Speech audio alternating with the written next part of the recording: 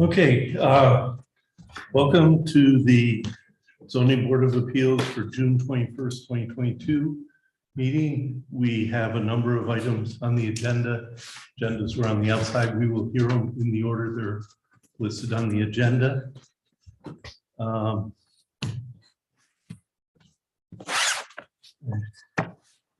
Let's start with Melissa Litz. We've got some issues. First off, two of us technically normally would recuse ourselves. Just you. Yes. Just you. Just me? She's 477. I thought it was 500. She's 477 feet away. So she's within 500. Oh yeah, duh. Backwards. Yes. We live within 500 feet of your place. I live on Crescent Drive also, and she lives over on Carlton. Now that is a city imposed normal requirement. It is up to you if you wanted to waive it and have us vote on it. Otherwise, you could wait on the two other people that would be here and could vote on it. That's up to you. I just kind of like to get this all over with, like, it's Okay. made me pretty nervous and get it done. Okay, why don't you come on up and let's talk about what you've got Okay. going.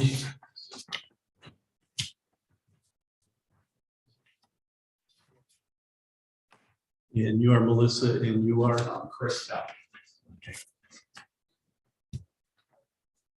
And here's apparently you've already built the porch.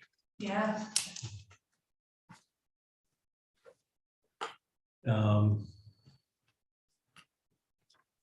Did not get a building permit for it when you built it. so we did after the fact. I didn't know. We had 3 different people come and take a look at it. They said that the concrete falling apart was beyond repair. They said, oh, everybody just built another one over it. I said, okay, awesome.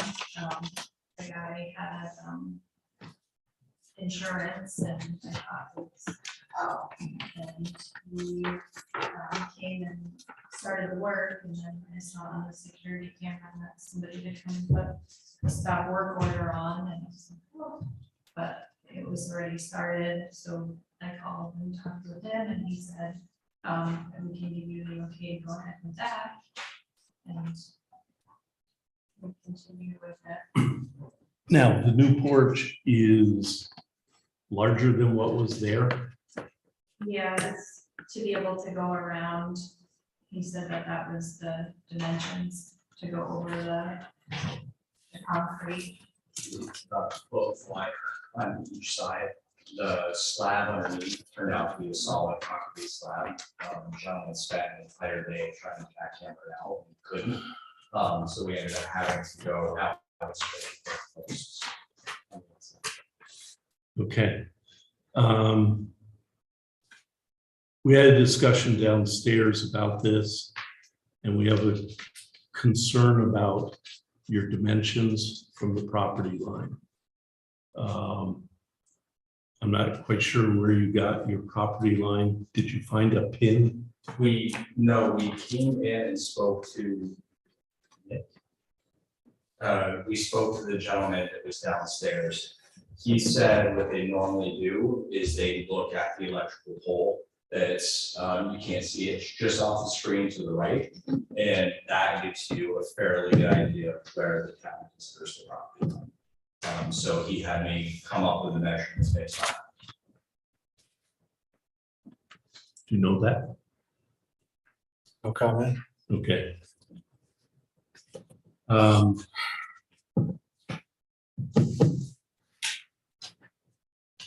One of the things that we discussed was, one, postponing it on our behalf, tabling the idea and getting an accurate measurement from the property line.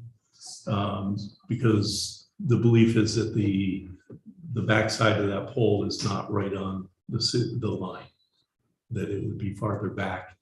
And consequently, if we approved this way and it wasn't correct, then, you know, there could be consequences. Or we could assume that the front of the house is at the exact setback from the property line and review it accordingly. But then if we said no, then that would be very messy. Right, oh. If that was the correct measurement, which I doubt it is, it wouldn't require the variance. So, So you're right, but okay, yeah, the variance, what you would be looking at is just the stairs, 2.5 by 4. Not, and no part of the deck, the 6 by 8. the 6 by 8 is Doesn't allowed allow projection. projection into the front yard setback for a front porch, but that's supposed to include the steps. Although there is one person who believes that shouldn't be that way, but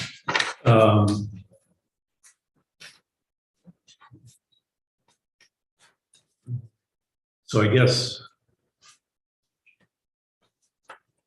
actually I think we should review it as if the front of the house is at the front yard setback. And all we would be granting, if we granted it, is for the steps.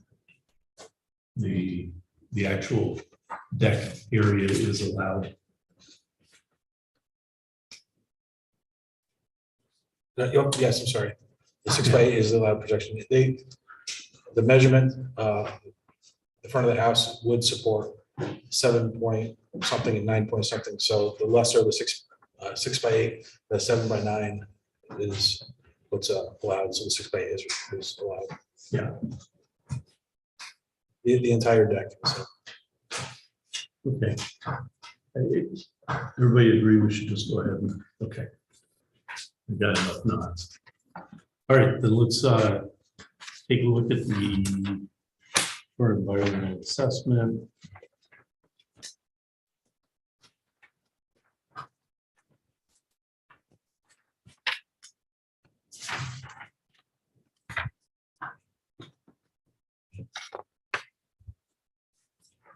Entertain a motion in regards to it. I make a motion that in regards to the short environmental assessment form for appeal number 2316, the board chair reviews numbers 1 through 11 and marks no or small impact to the environment signs. All in favor? Aye. One thing I forgot, is there open up for public hearing? Anyone have any comments about this? If not, then I'll close the public hearing. Bang. And anybody have any other comments before we do the motion? Entertain a motion.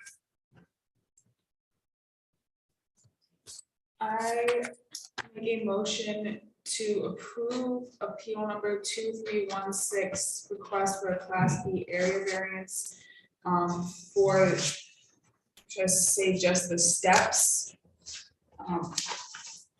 2.5 by 4 feet into the front yard setback. Second. Second.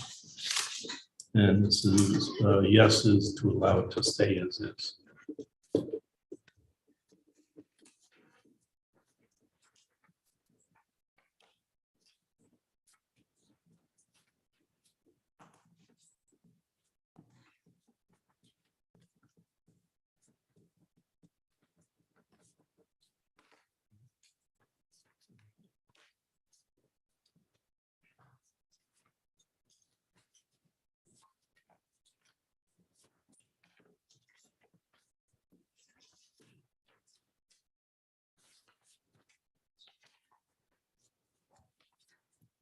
Okay, you got 5 yes votes, you're good. Okay, just settle up with the building inspector if you haven't already. It Okay, sounded like it's a fire, we'll definitely confirm. okay, well, I think, have they issued you a building permit or anything? Yes. Okay.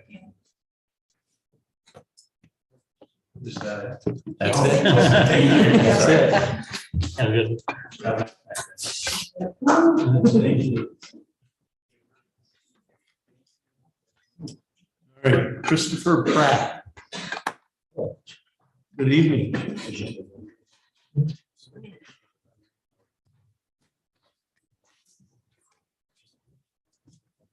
Now, you want to do the same thing and you're doing it before you do it. correct? That's good. Thank you. Tell us what you're looking to do. So currently what's there is severely rotten, Mhm. citation or heat from the city due to COVID evictions. It's a multi-unit building.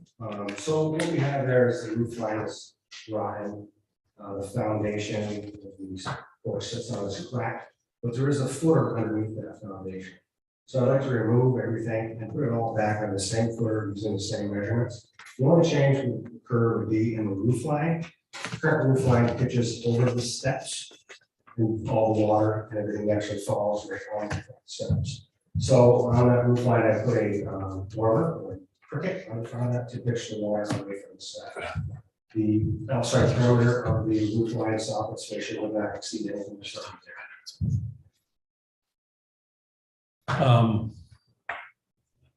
That's similar to what we want to change the front facade to on top to keep the water from falling on the sidewalks and ice and liability on my part. Okay, but that one shows it sticking out farther. Are you planning on? So it would be straight across. That's just an example of Okay. what the road would look like. Okay, So yeah, it would be a straight line across. okay. I believe I have.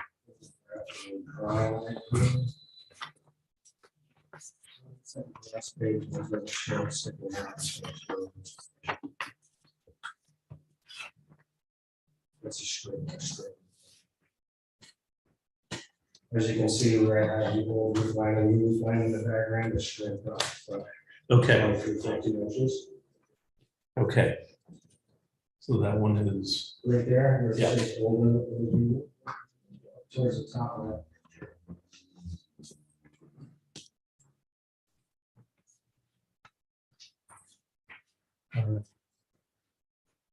and what's happening with the fire escape? It will be removed. Okay, It's no longer required.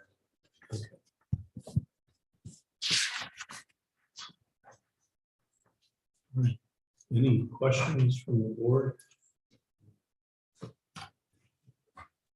Okay.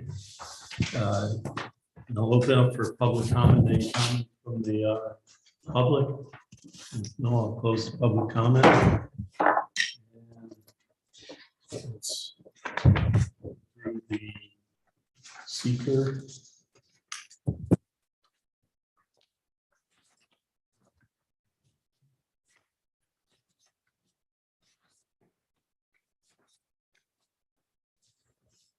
Didn't see anything if anyone.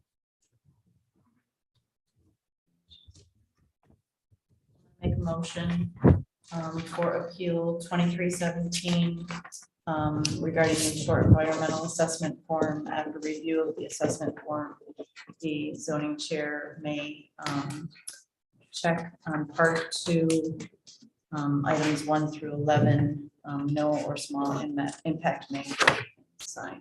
Second. All in favor? Aye. Okay. And I will entertain a motion in regards to his thing. What we probably want to specify is that it is per the drawing and not per the example or the rendering.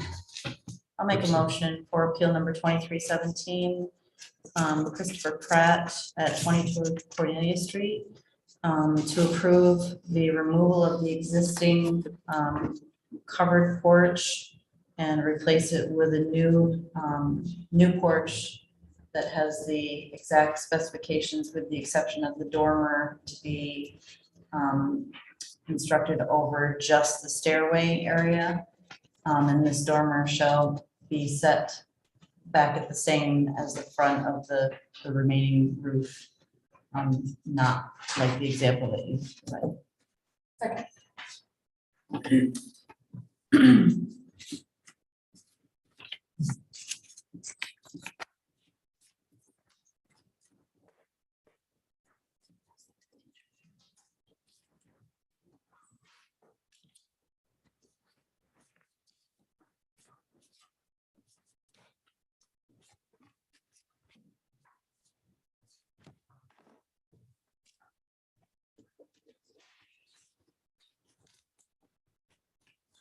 That'd be 5 yes votes. Thank you all. Thank you.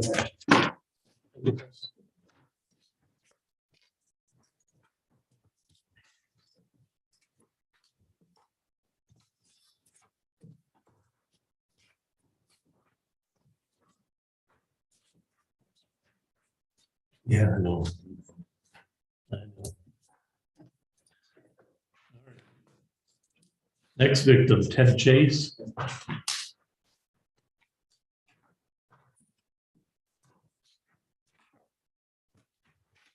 Saw how easy that was. Yeah, well, You know, and I think you're in a very similar yeah, situation. Exactly where you do. I'm gonna, the existing person there, tear down. Inside portion around the roof line, the next to the house. Are you replacing the footings on the ground? Well, yes, it'll be the same, yes. Same footprint. Okay.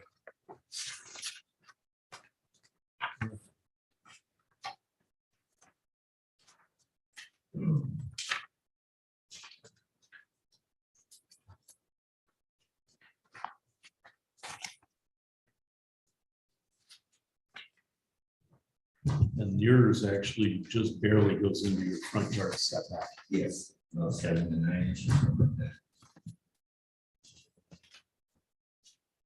Okay. Yes.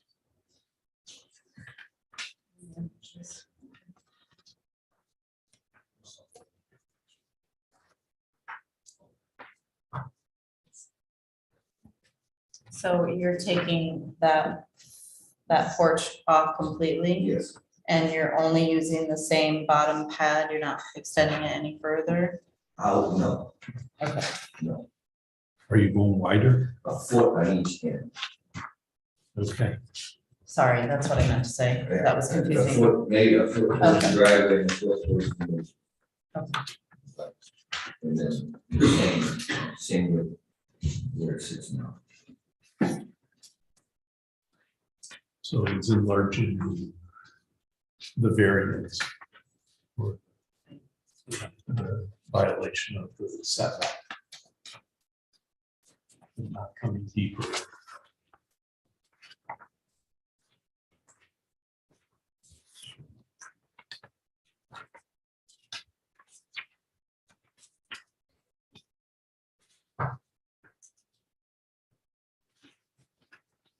So right now your porch is how wide? 6 foot. I consider that depth, width, side to side, as you're looking at the house. 18. Yeah.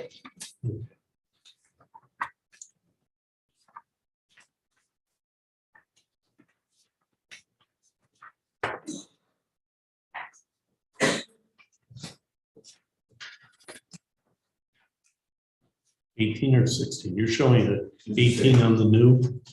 Yes, 16 on the.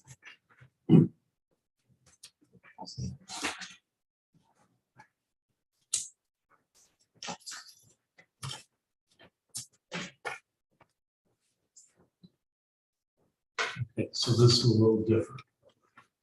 It means enlarging the porch. but only 9 inches of it is in the front yard setback.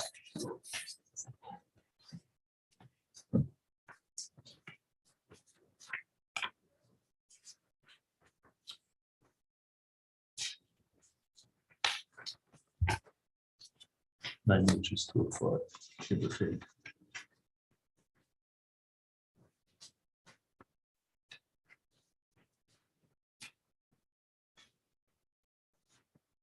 Are you putting columns up?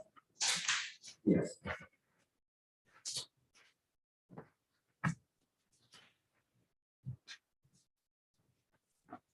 Anywhere else?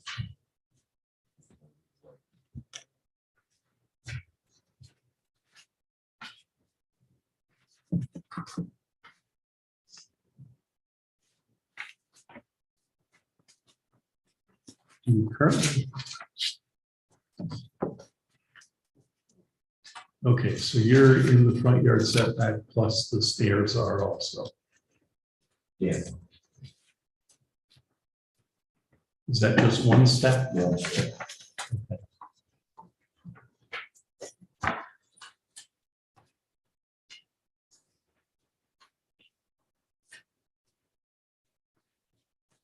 What's the reasoning behind going wider?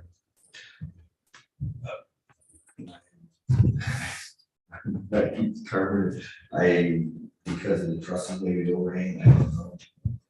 Sure, I don't have to. You can keep it the same. That's not a problem, but I just want the same size porch I have now, that's basically, I'm just changing the roof line. Porch can stay the same size.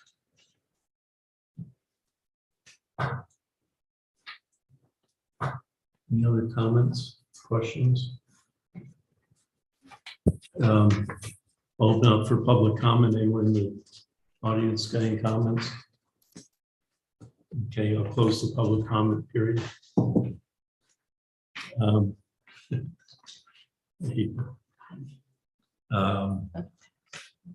Let's do the seeker. Decide on something for.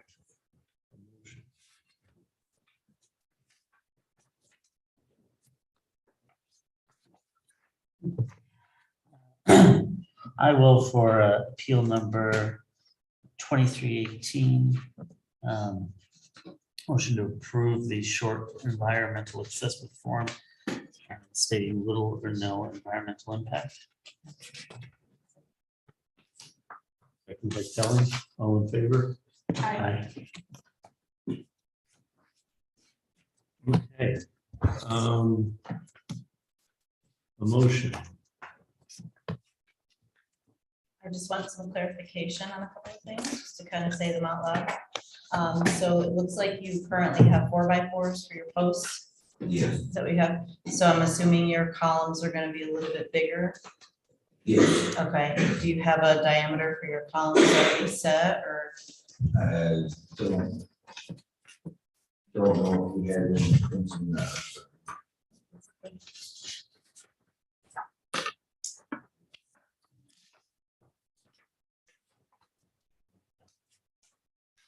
It's 4x4. Yeah. Douglas fir post.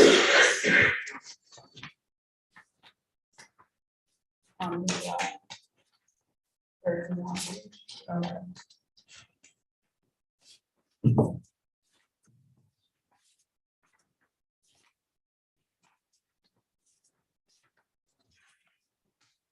I'll make a motion to approve for appeal number 2318, Ted Chase Jr. at 65 Lynn Street, the removal of the existing front porch and to replace it with a new porch that maintains the same setback with a deficit of approximately 9 inches, but increases the width of the porch by 2 additional feet. second. Okay.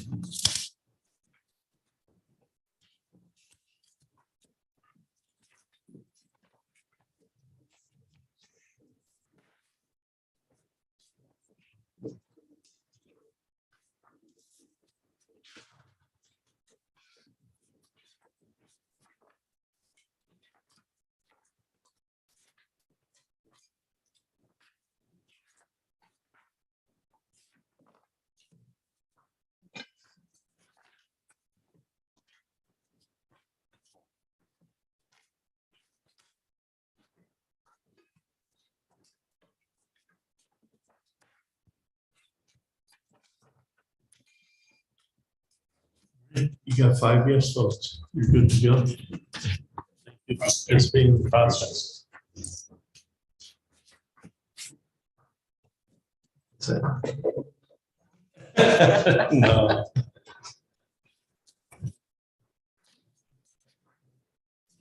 It would definitely look better than it's there. So.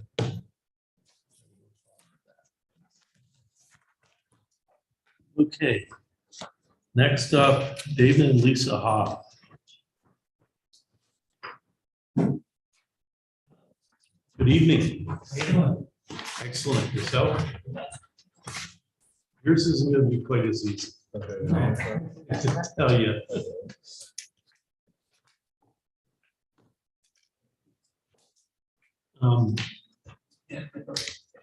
So give us an idea of what you're looking at doing here. We're doing like screening room back to the house and attaching it to the house. It's a state 10 by 10 slab. Okay. Is there a reason you didn't want to go freestanding?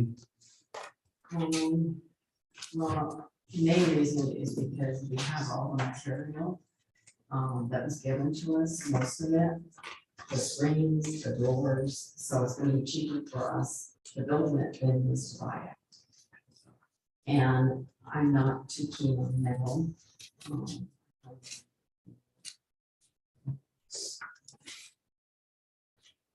Are you asking why we want to attach it to the house? Yeah, because if it were I freestanding. don't want the water to fall behind it. In the rain, precipitation, snow, ice.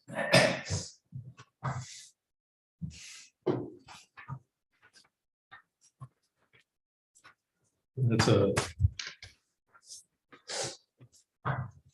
That means there are setbacks significantly. As you well know, and also area coverage is an issue. I asked, What's that? I asked. Ask the measurement, are you saying it's 10 feet out from here and it's 10 feet? Yes, it's 10 by 10 slab.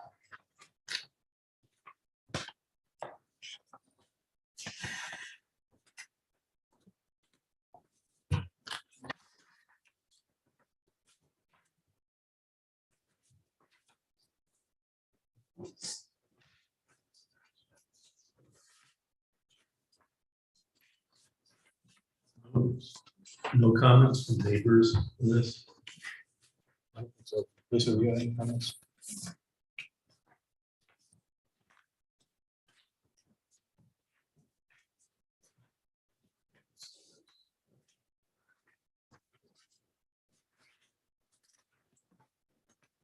And numbers wise, you said they're 130.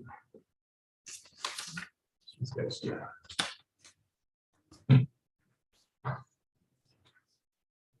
I'm sorry, On this one, we're going 34, we're going, currently 34, and it's going to be 36, correct, and 30 is required. the max, yeah. 30 is a max, yeah. That is the max, 34 exists. And to add this would be, Up to 36. and I noticed you have a roof over your door. Is that going to be removed and then you'll incorporate? That's no part of it, yes. The other side of the gym. Okay.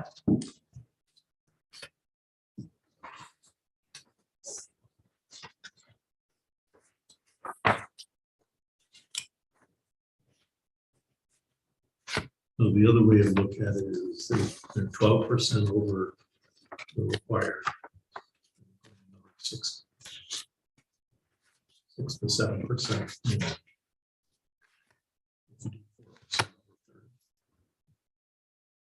Just saying they're going 2% more. Always keep that in the back of my mind.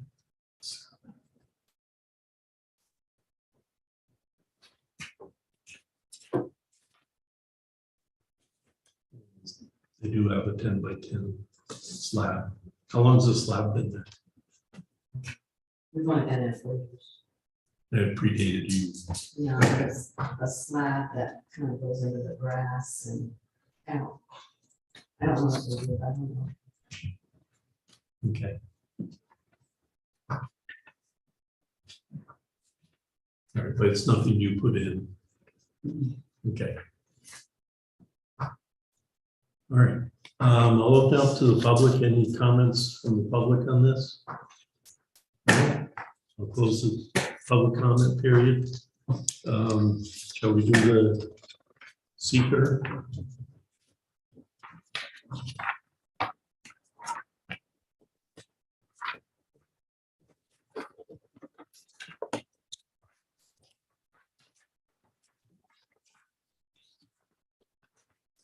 I'll make a motion. Yeah, no, okay. I'll make a motion to approve appeal number 2319. No, we're doing the seeker. Or this, okay, yeah, the short environmental assessment form for appeal 2319, stating that there's little or no environmental impact. All in favor?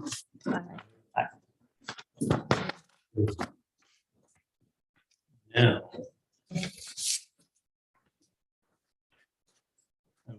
In motion.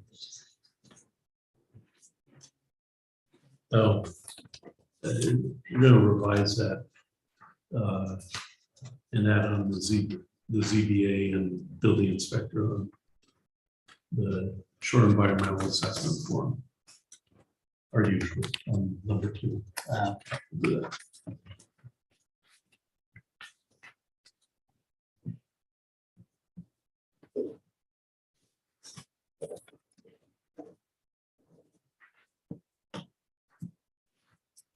Okay, I'll entertain a motion. Yes, sir. We also, just in the motion, the rear setback's got to be addressed as well. So I'll make sure you guys read that. Okay. The requirement for the rear yard setback is 30. And the house is how far from it? 19. Okay.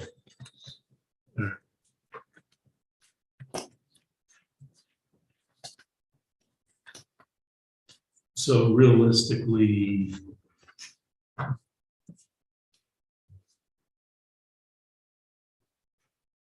and side yard setbacks are fine. Yes.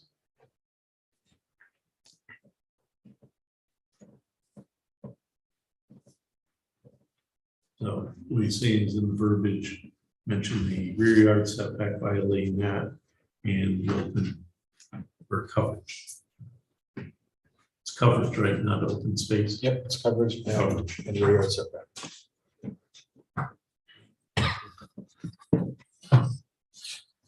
So the requirements are in there.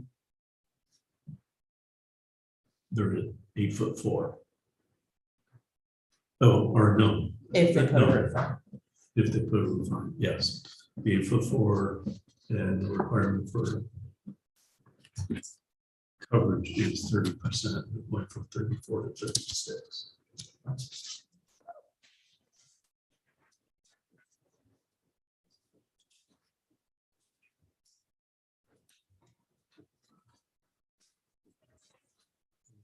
Going from 19-foot back setback to the house down to 8'4".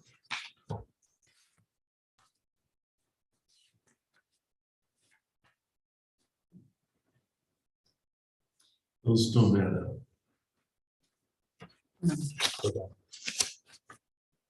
At first I thought it was an overhang issue, but it's a foot and 8 inches is too big for an overhang, so I'm not exactly sure. On your drawing, you're saying it's a 10 by 10 slab, and then you're gonna put a 10 by 10 screen porch. And right now you show 19 feet plus from the fence to the foundation. And then you're showing 8'4" to the slab. We're adding a foot there. There's a mistake.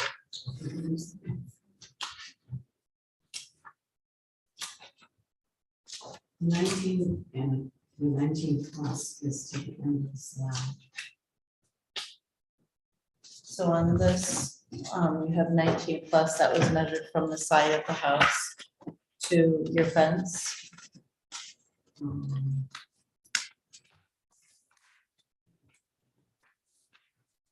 This was 18.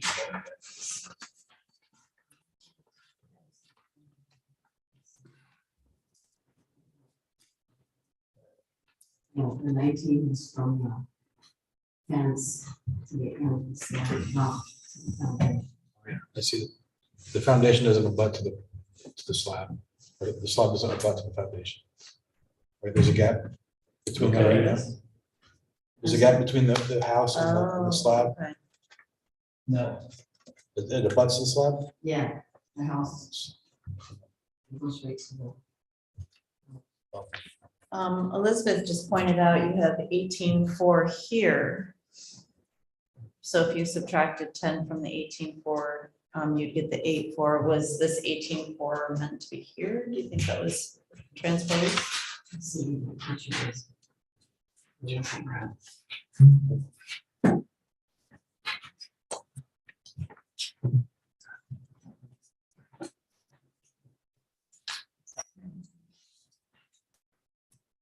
See that one you've got? Can you put it up on the- Yeah, it's Can you get the this fifth one? page. Up to the top.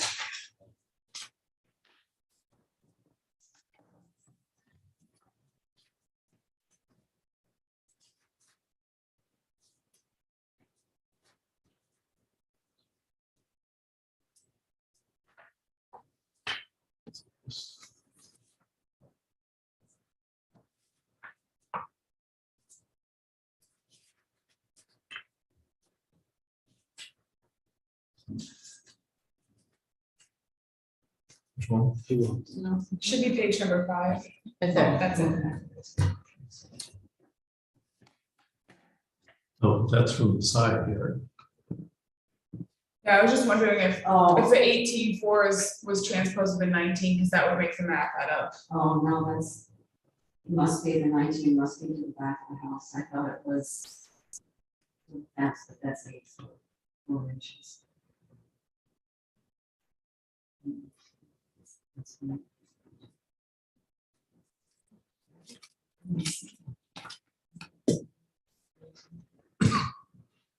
just the back up. Yeah,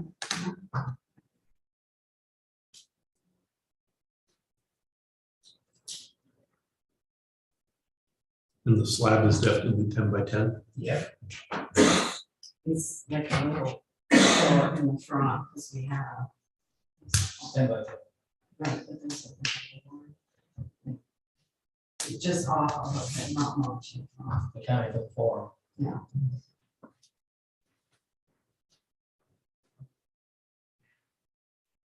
So just personally, I want to say, I'm a huge porch fan. I love screen porch. It's like my favorite part of the house.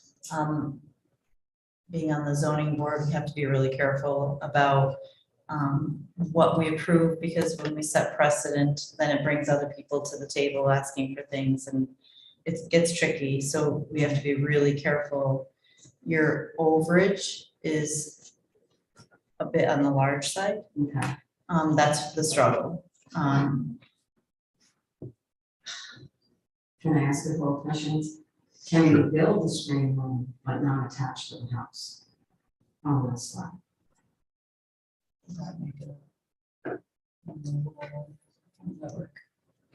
Yeah, it just has to, it'd have to meet the accessory structure setbacks, just 5 feet from the rear, front, and side. Or rear and side yards. It's gotta be in the rear yard. An accessory structure, so, Yeah, if it's Yeah. detached. Without it being attached to the house. so that's admissible. Yes. Okay, what about a purchase screen room? on the slide? Same thing. It's an accessory structure. We were told we could put the screen room anywhere in the property. As long as it wasn't attached to the house. Yeah, that's what we're saying. Oh, so that, so. An accessory structure is allowed. Okay, both Yeah. of those things. are- Yeah, if it's not attached to the house, then if it's attached to the house, it falls under the requirements of the house, Oh, Right. which has setbacks required different than an accessory structure, okay. such as a garage or a shed or anything like that. They allow those closer to the lot lines. Freestanding. Yeah. Right. Would they have problems with coverage with an accessory? Yes, same thing, still coverage issue. Okay, What so you about need a the- variance for the coverage, but we wouldn't be approving any setback issues, which makes it easier, a lot easier. And They the come back coverage, for variance for coverage for a freestanding screening. Well, we could, We do it here today. no, revise the, no, because it would have to be posted in the paper ah, as an accessory structure. Correct? But we could do it under the same number as a revised at the next meeting.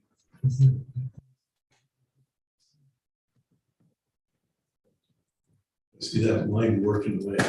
Yeah, it's working only because the variance they'd be asking for is actually in here for the coverage. They wouldn't be asking for the Okay, setback anymore, so it's still a coverage issue. okay. Um, And in modification, we just took out portions of the variance. Yeah. Okay, That's just what I'm thinking, and I agree. I'm gonna leave that to you, but that's just what I'm thinking. It was advertised as a coverage issue. I agree with that assessment. I do have a quick question, just for clarification. You asked about purchased enclosure. Is that what you said? Well, You asked about, both questions. Can we build the screening room but not attach it? but not attach it. And then that was a no. I was gonna say, can we purchase a screening room? Okay, so if I went to Lowe's and purchased a tent, would I need to get a variance for that? No. So what falls under that, just for her clarification, what would fall under something that would require a variance? Because there are screened rooms that you can purchase that you don't need permission to use. Right. that's But what there we're are talking some that you do, so what would qualify, just for clarification? Any permanent, semi-permanent structure. I mean, Yeah, it's like we don't cover the fabric covered garages, Right, correct. but those aren't considered permanent, you take them down, that sort of thing, but anything that, I would think that if many bolted to the concrete, we pretty well make it permanent. Agreed. I would use that as the dividing. okay, I just want to be Yeah. clear that you have that option. There are certain screened rooms that you can purchase that are collapsible and you put them away for the winter or whatever. That's not. Okay, I just wanted to make sure that we were giving you all of that. Can I just add one thing? I heard you say something about, you can put one of those screen rooms anywhere. Any accessory structure has got to be in the rear yard. Just a Yeah. point of clarification. It can be in the rear yard, 5 feet from the lines, in the back and the side, just not in the front. It's got to be behind the house. That's all. Yeah. Okay. So let me make a motion. Well, we don't have the motion yet, do we? Not for the appeal. We did the seeker. Correct. Yeah, that's, she's saying that in a Well, we can motion make to the amend motion the whatever you want. request. Well, we can make a motion. It's not amending the request, it's a motion to approve whatever we want to approve. Okay. So would you be open, would you like us to vote on approving a structure that would not be attached to the house? That's not going to be good because you just say it has to be, it can't be bolted to the concrete. No, we're saying it It can. can. Oh, it can be. Yes. Right. Maybe bolted to the concrete, we're saying you need a variance for coverage. It's Right. considered a permanent structure. Okay. But variance would only be for coverage on the lot and not for setbacks, because you meet all the setback requirements for an accessory structure. And I think that's where we're having a hard time with the amount of setback that we're in here. We're Agreed. encroaching on the neighbors. Yes, and technically, the minute you attach it to the house, it's part of the house, Okay. and your house is getting bigger and getting closer and closer to the lot line. And that we're having a harder time dealing with, but one of the ways around it is to do an accessory structure that's not attached, very similar to what you're looking at. And all we're dealing with is coverage on the lot, which it's a small lot to begin with. That's a very valid reason to consider it. I'm agreeable to building a structure that's not attached. Motion. I make a motion to approve appeal number 2319 for a class B area variance request to construct a screen room not attached to the house. An accessory An structure. accessory structure that creates an overage in the open space lot coverage. I'll second it.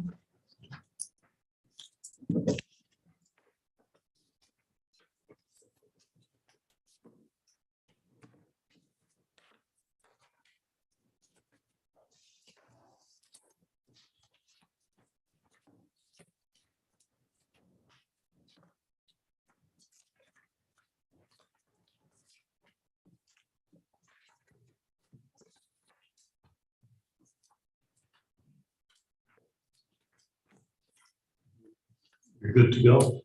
Oh, all set. You got 5 yes approvals on that. So go ahead and build it as a freestanding structure. Thank you very much. Okay, thank you. They said something about the package of paperwork or something like that. Is that anything you I would say probably the best thing is just go in and see the building inspector need? Okay, and say, what do I need? okay, all right. After you leave here, I don't know what happens. Okay. Okay, good. Thank Come see- you. see us Thank you. Thank you. Thank you.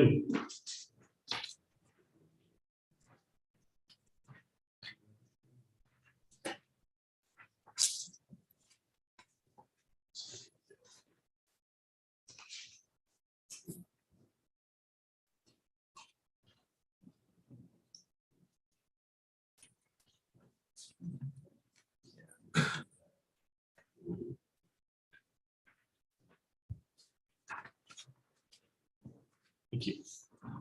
Okay. Next up, Beck and Courtney Meisenheim. Good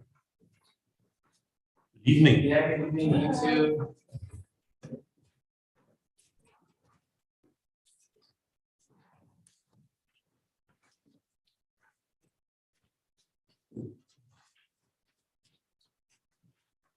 So what are we looking at doing?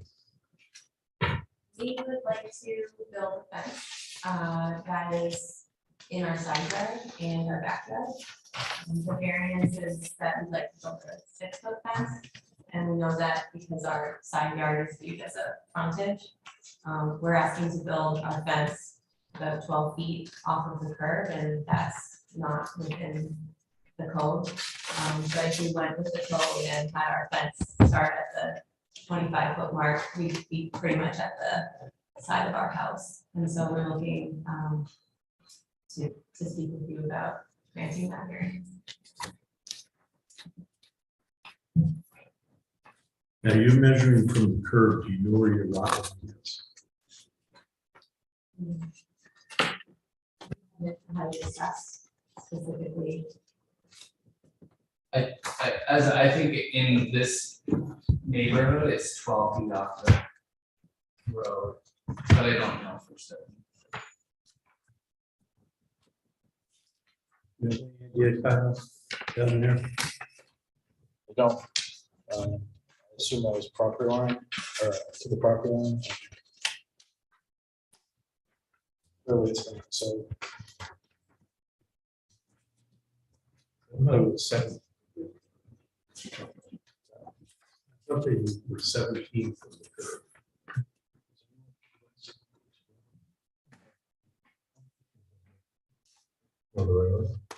The right of way and then.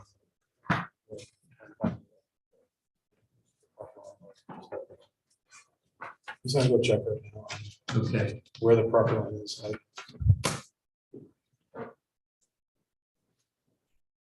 I was assuming that was a property line, but he's gonna. okay, idea. All right. No, my neighborhood's 17. Yeah, it's all gonna depend on the road width.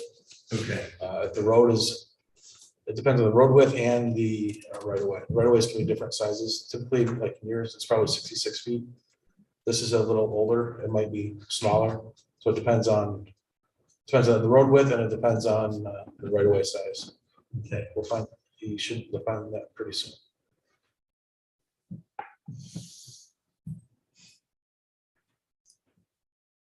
So you're looking to remove this large cedar hedge?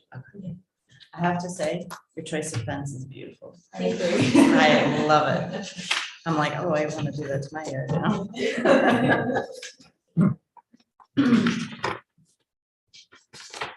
You're gonna space it like that with the spaces in between the boards? Okay, Yes, all right. I was gonna say, if you want it tight, you better get the wooden leg dry for a year. yeah. I learned that the hard way. Yeah, we've been working, we had a fence company come out and do an initial layout and consult for us and kind of spoke through those aspects too, just to make sure the design also had longevity and make, was it gonna start working or saying. What is this made of? Is it cedar? Pressure treated is what we're planning on. I mean, in those images, it's probably cedar. Oh, Yeah. We have talked to on the hedge with our neighbor, east about that, so we're in agreement on that. Hedge. A letter from them too, if you guys want.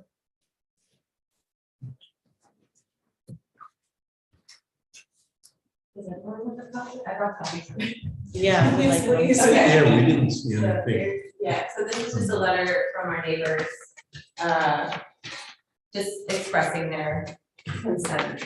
We've been talking with them through the process to,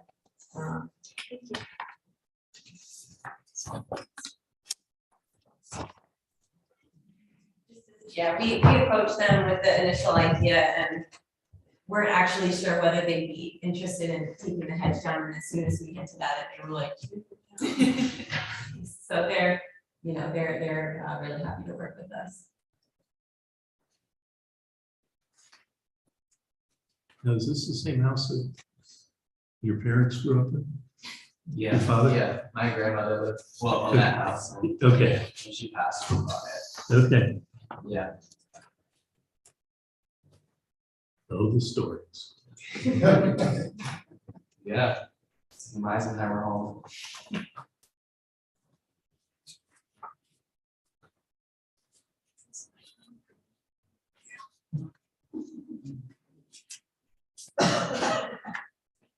Any questions on it? I mean, the plan seems pretty straightforward. The only issue actually would be the neighbor that sent the letter. And that would be their line of sight back in their driveway. Tell our court, I think it's fairly quiet. It is, and we have talked to them about that, just because that was a shared concern. I mean, they're comfortable with that dimension, and like Heather had that conversation. Yeah, we've been speaking with them just to make sure, like the idea is the fence would run along our property lines, but we also are just wanting to be considerate of, their, as you can see in the photo, their driveway comes pretty close, and just making sure that we're also not blocking them from opening their doors, or like when there's snow in the winter, there would be an issue with that. And so we've, had those conversations and we seem fine. And that's a shared hedge in the back part. Yeah. Yeah, we believe like the line, it's planted right on the property line. We haven't had it assessed, I think we'll have a survey done before it's built, but there's a, you can see the power line, the power pole there. It looks a little bit, I think, distorted based on where the image was taken, but it's kind of planted right along the center of the hedge.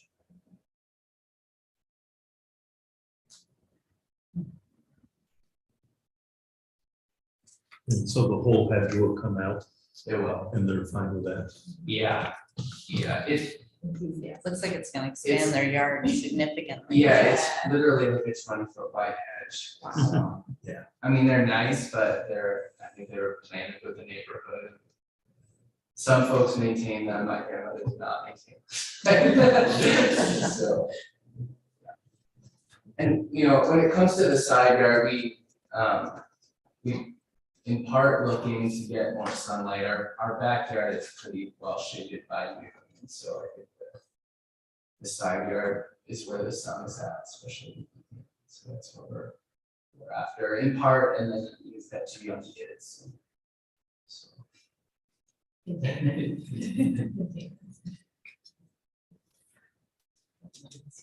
Yeah, might just well go through the seeker. Yeah. Number 2 gets changed. Make a motion for the short environmental assessment form with appeal number 2320. After review of the assessment that the zoning chair checked boxes 1 through 11, part 2, that there are no or small impact maker. All in favor? Aye. Let's go for James.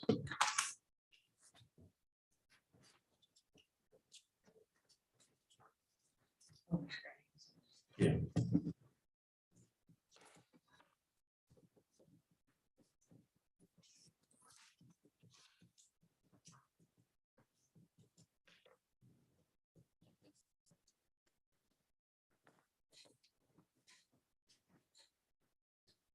Remove that.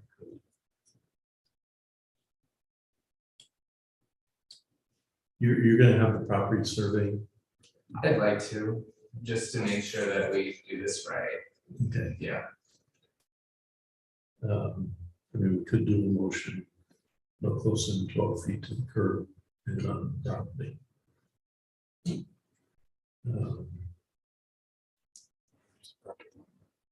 What's that? Or the property line. Yeah, whichever is farther from the road. I'll make a motion for appeal 2320 for Beck and Courtney Meisenheimer at 8 Nichols Ave. To approve for construction of a fence on the corner lot. The fence to replace the hedge that's being removed, and said fence shall not be any closer than 12 feet from the road, from the curb, That's not 12 feet. or on the property line, whichever is further from the road. Second.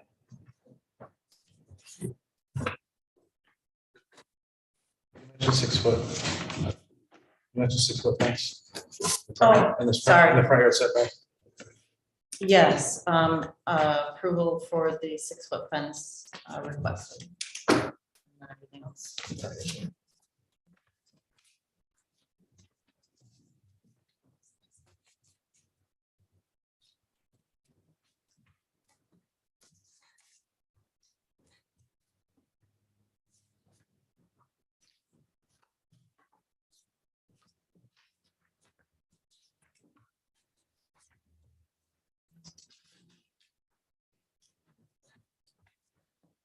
Hey, you got 6 yes or 5 yes votes. Six, It's 6, yeah. That's really good. Make me really want to. 5 yes votes, so you're good to go. I would advise you, just because of that survey, Yeah, just so yeah, you know, or at least find your pins right. and that sort of thing. I'm committed to it. Okay. All right, thank you. Thank you. Have a nice evening. You too.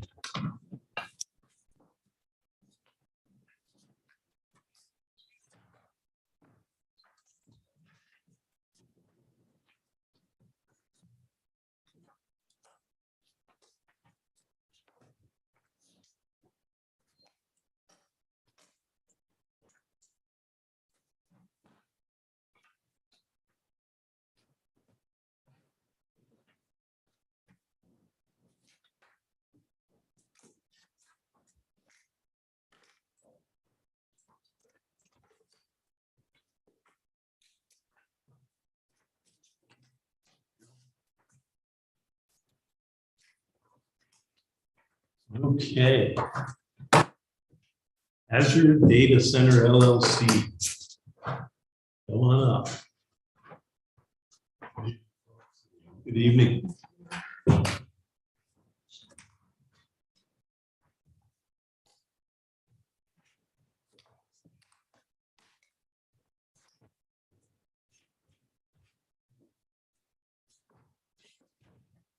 Okay, very good. Who's the gentleman next to you? We'll go ahead. Ladies and gentlemen, I'm Scott Allen, AES Northeast, representing Azure Data Center, which is owned by Manuel Anier. Forgive me if I butchered the French in your last name. We have provided a 60-page application. Addresses issues that are outlined in the local law that was adopted a few years ago and incorporated into the zoning ordinance. That was local law 7/2018, which was put in place to deal with cryptocurrency mining operations and other like projects such as what we're here before you with data center developing high density data, been developing high density data centers. That's what they propose to do here. My firm has worked with the Imperial Industrial Park for a number of years, and Emmanuel will be a tenant in that facility. One of the things I've looked at since we submitted our application is I delved into the noise issues a little further.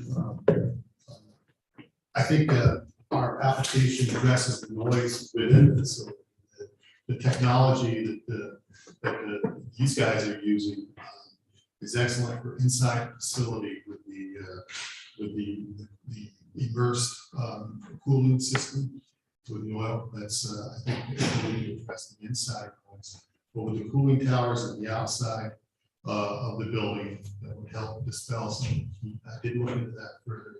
And the units that Emmanuel has chosen are quite quiet. They will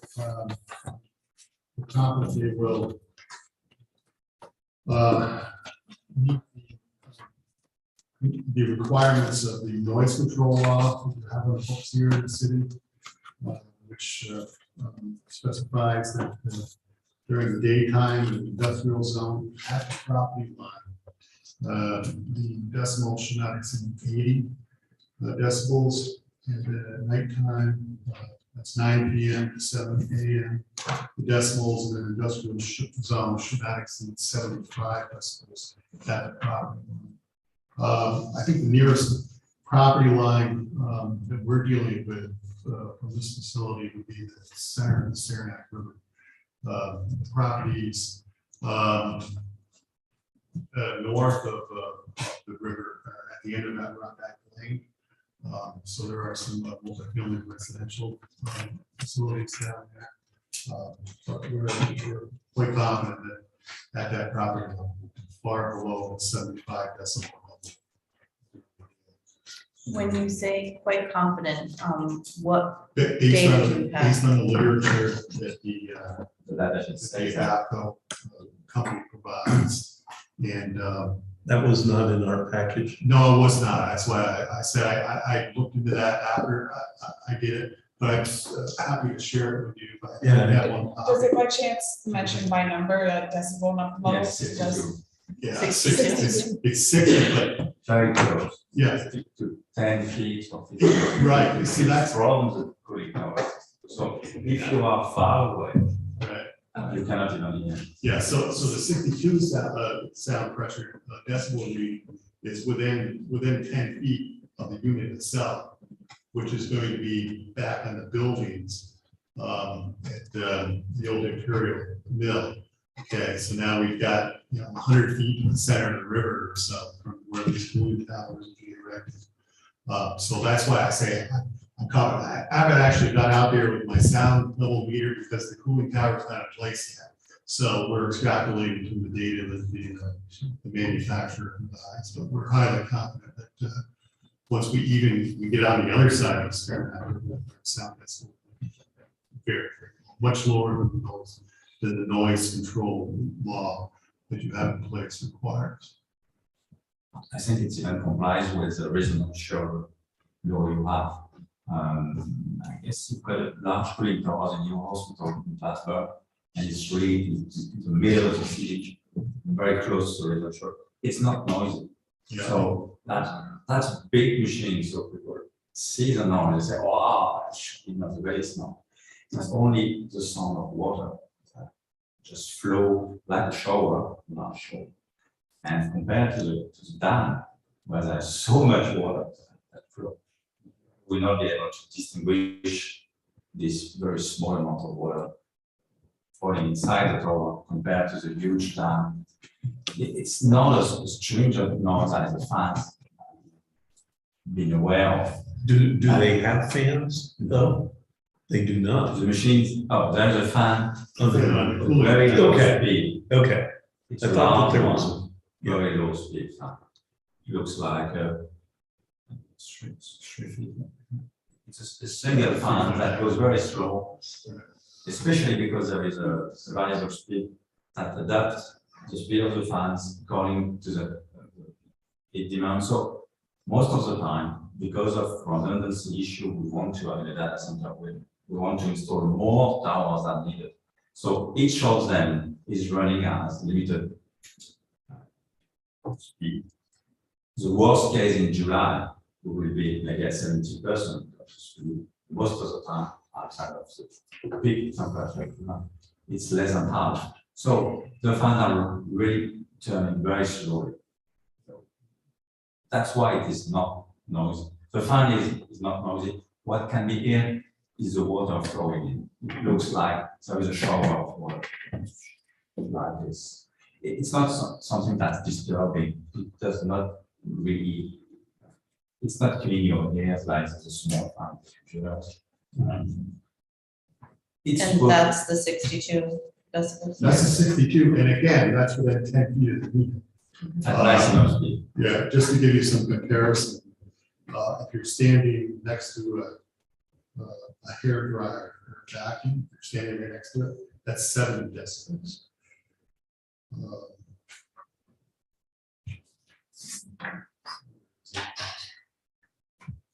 And these are based on cubic meter, not, out of the other side of the river. The sidewalk of the busy road is 80 decibels. A household vacuum 3 feet away is 70 decibels. Normal conversation is 60 decibels. So at 10 feet in the cooling side, we're somewhere between a normal conversation and a household vacuum. Now, these cooling towers are going to be elevated, correct? So that you could get a train car underneath them. That's the idea, yes. If we put them over the old railroad side, we have clearance on the top of a car, which I can't remember what that is. That's like 12, I believe. And then these are, I think, about like 15 feet.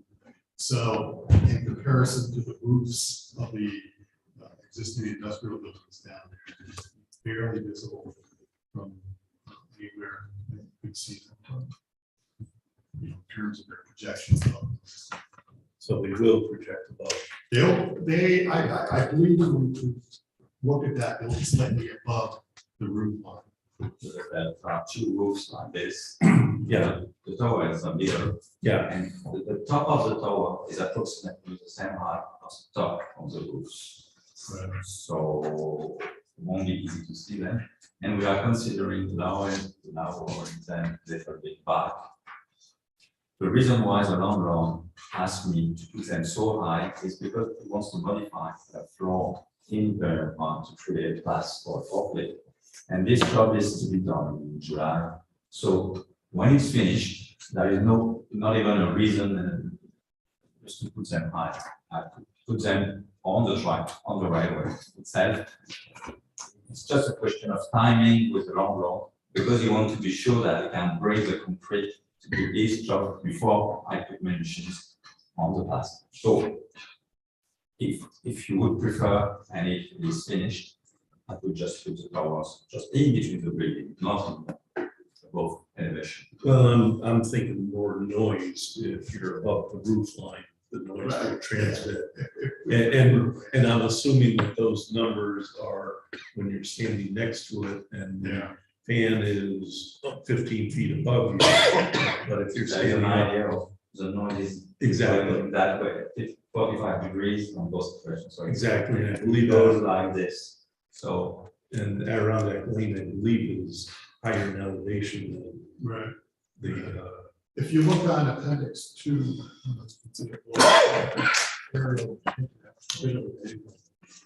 And you can see some of the other projections as well. One most noticeable is they went to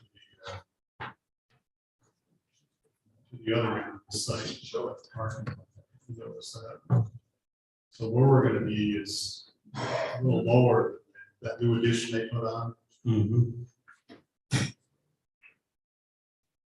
think we'll be pretty well. it's true. Yeah, Appendix 2 should be before that.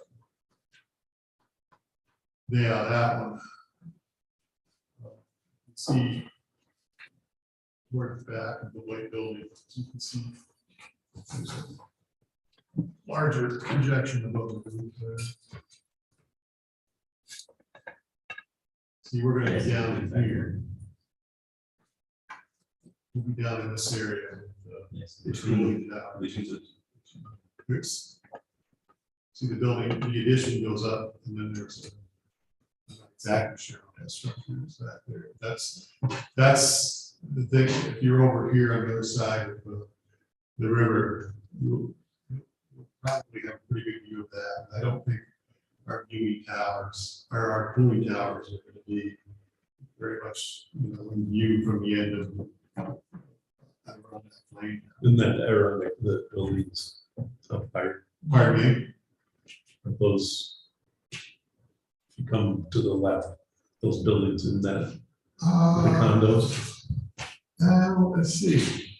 Yes. Yeah, because those are the only buildings that would be there. Yeah, Otherwise, it's the baseball field and the football field. yeah.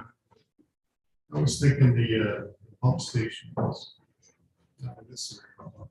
Oh, no, there's the overhead, okay. Yeah. The pump station must be right up there. But yeah, there's the, that must be the roof lines. Yeah. Okay. So you look at this one. Wow, yeah. This is the city here. Is the cryptocurrency still going in that? Yes, Oh, it is. in Imperial right now, yes. Yeah, okay. And one of those suites in that same building. In that same building, I'm not sure exactly where in it, off the top of my head. And I believe those buildings that you see on the left, that's the Adirondack apartments, not the condos. It is Not the the townhouses. apartments, yeah. The rental units. That's perfect. Guess I haven't been back there in years. Yeah. The townhouse are kind of parallel, they're parallel with the river. Yeah, the pump station must be right out there. Yeah. So. Were you able to hear the other data? I only think the water is the near Russian water.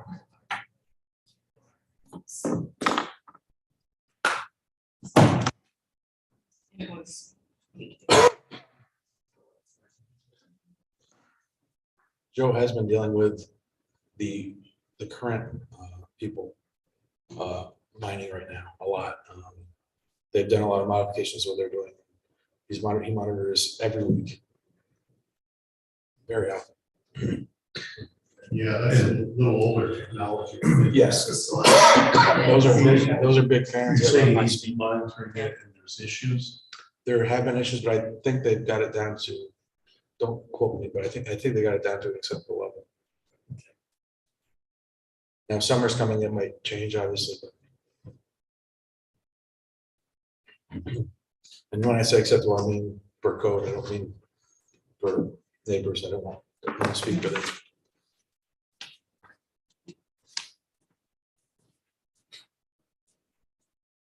Okay. Maybe those apartments existing.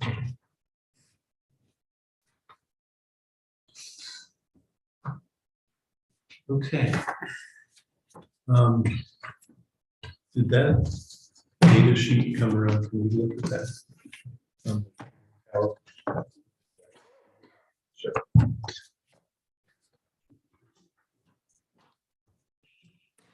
Technical.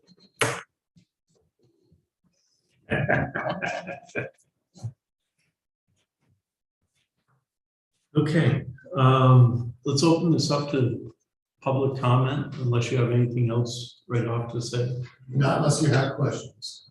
Well, does anybody have any questions about the project or what they're doing? Like you said, 60 pages here, you got enough to read. We thought the applicant should take us to one of their existing Yes, cooling that's what I was towers. saying. We would like to see your France location, so we can have an informed decision. Is that the headquarters? Is your company headquartered in France? Yes, it's, as a first answer, it will be an autonomous company regarding the tax. This US company will pay taxes and not revenue in US. Okay. It's not a connection, it's not something that moves the money from US to Canada. And it belongs to a French company. It's only the share that belongs to the that's no problem. No problem. Can I ask a question to the board? With this business and then the one that's currently still operating, do we happen to know how much available space is left for potentially more of same coming in possibly in the future? I was just wondering, like, how much of this facility is occupied with the current businesses there and then you can? Yes. That's good, because we don't have- Yeah. I'm quite an expert now. We are speaking about, can I inform later? These two ones, the small one there is 10,000 feet. This one I will put a workshop in. It's not related with it. Especially that I will also rent this one 5,000. This one is empty. It's about 10,000 feet. This one is empty. It's 18,000 dual level, and this one is half empty. This one is full empty, 2 levels. This one is empty, 2 levels. This one is empty, 2 levels. Everything else is full. Thank you. So I think you've got spare footage. But you're not planning to expand into those. No, because what makes it balance is between footage and electrical available power. So business, that isn't a business that draw a lot of power per square feet. That's exactly what you mentioned in your law in 2018, saying it's a high density business, not only crypto, that's not mentioned. It's a high density business. I need a lot of power, and that power is clean, coming from hydro and cheap. So it's really good for IT in general. And the more power I put per square feet, the more heat I need to extract so that it's acceptable for the servers. And with these two small, I draw 4 megawatts. The one in the middle take 1.5. The one that's there 2.2. So it's almost 10 megawatts that right now allocated for this IT application. And the PLMD says it's full. So, yes, that's the point I want to make. Your local law that I mentioned earlier sets a limit on what can be drawn. by these things companies. And this will reach the maximum there, yes, so, yeah, if your question is, will there be more like this added? No, because we went to the, not the maximum, because there's now a maximum, but with the existing power line, with the existing PLNB network, with the existing grid, everybody agree that we reach the maximum. So in case someone wants to go above, someone will have to pay for extension, new lines, very costly thing. So I believe we are the last. So I just have a question. I know that this is listed as optional equipment, the one that you have the sound sticking out on, and so this is the fan that you were talking about that you're gonna have. Okay. Right. Yeah, and see that, and that's the great thing about this cooling tower unit. If noise for whatever reason did become an issue, we do have some options to dampen that can be retrofit. And one of them you are planning on doing, correct? No, those would be options that we could. Okay, that's what I was later. covering, so none The of them are stock gonna be unit, used yeah, to the start. stock unit is 62. Okay.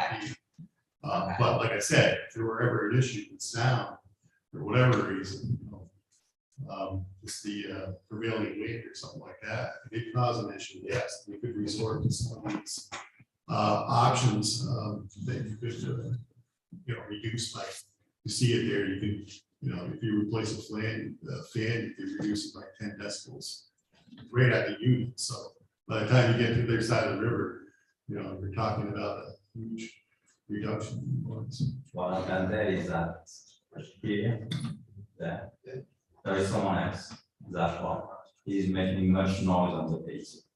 So I feel that you will not even be able to hear the cooling tower running because of the neighbors. This one. Question. Well, and let me open up to let's make this a public hearing right now. So, yes, sir. All right. We're talking decibels, okay? But isn't there something in the noise ordinances that continuous noise 24/7? Now, and another thing, what's cooling this water? Fans, right? Yes, it's a large one. That's what A large, there's fans on top of that I've been complaining to Joe, the building inspector, for the last 5 years. And nothing to do. You got nothing to do with this, because you're a new outfit, right? But I know them quite well. I've been working for them. But that's what I'm trying to get to here is, I think it was a couple of years ago, they put in for something like this for a new set of fans or something that was supposed to work, and it's not working. I mean, the decibels, you gotta remember, you talk about across the river, you've got public here, but you're forgetting, you got 7 homes right here in between Bombard or what's the name of the public, I can't remember. Yeah. And the buildings are high, so any noise that you get is bouncing back and forth. Nobody takes that into consideration. You gotta start doing that. And you're gonna be putting one of these things here? No, No. It's a wall. no, that's That's a a, what? Workshop. that's a workshop, A workshop, okay, I know, that's dumpster, that's what it is. machine shop, whatever you want to call But not noisy. But see, the thing of it is you gotta remember, especially, and these people across will probably verify with me, when you get a south wind, they get the noise. When I get a north wind, I get the noise, okay? And it's not you because you're new, but that's like, boy, I gotta make these people aware. I know what. Because past zoning boards have just ignored it. You've got, what you've got is the echoing features, and as the wind blows, then the continuation of noise. Now, right now, I can set, actually, in the last week, I don't know what's going on, but I haven't heard fan yet in the last week and a half. Usually that morning truck, and you know what I'm talking about. So it's a morning pickup truck. The other fellow that has the Bitcoin operation in there. Yeah. That's right. Yeah, thank you. He hasn't, I haven't seen his truck, usually I see it 20 times a day going by the house.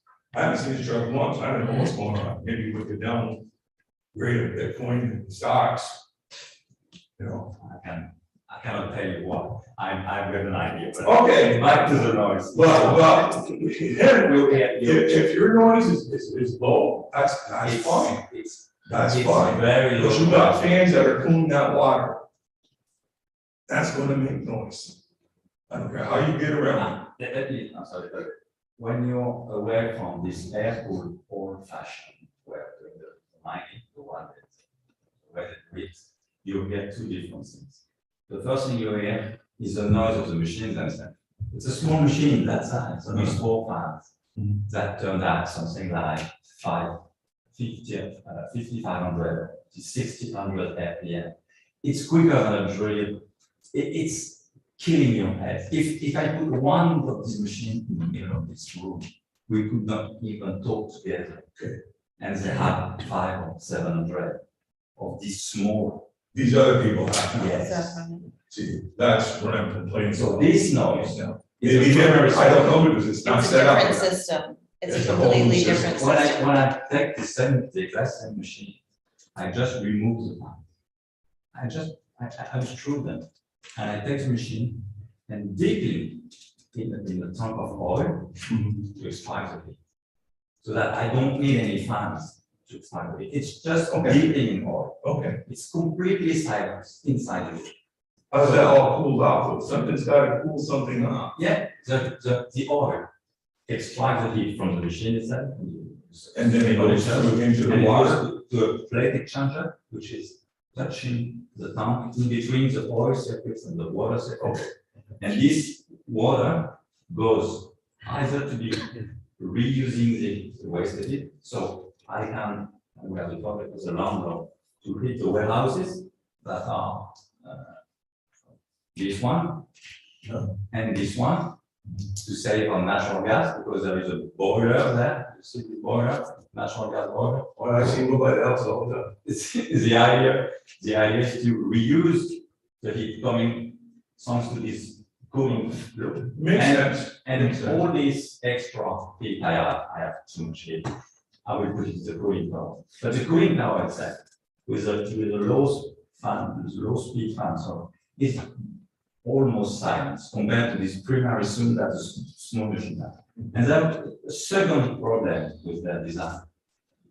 Just because these small machines are moving the air inside the room, they need to extract the hot air outside of the room. Right. So they create huge hole in the roof, and they put some additional fans, quite noisy, that pulls the hot air and send it directly to the sky. That's what you do. Oh, I know, that's what I'm hearing. And there is a third problem. Because you are extracting the hot air, you need to have fresh air getting in. Right. So they created opening this side to get the fresh air getting in. Right. But what they did not do is to put some buffers, soundproofing material like rock wool, so that it prevents the noise from getting out through the air intake. Air intakes, in fact, they act as a kind of noise hole that sends this small machine noise directly to the outside. So you have two places where the noise gets out, through the air intake and through the roof fans. In my system, the walls are secured, closed, there is no opening, there is nothing that goes from outside to inside and nothing that goes from inside to outside. So, and it's really targeted for higher quality hosting than crypto mining. We did not spend that much time regarding this business, but crypto mining is an easy business. It's convenient because it's easy to find customers, it's easy. When I spend a few millions building this facility, I'm sure that I will get customers immediately. In a few weeks, everything is full. It's a low revenue, high volume business. And my target, my focus, my intent is to replace them one after the other by real customers.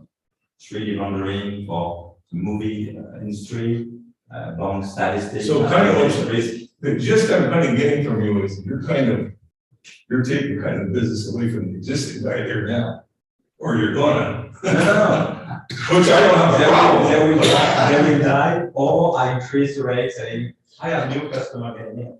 They're ready to pay 2 or 3 times more So either you accept and they cannot, or you leave. So of course, in France, I've concerned 1 megawatt last week.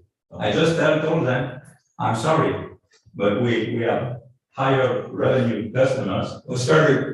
Things are I'm starting to see what's going on here. Okay.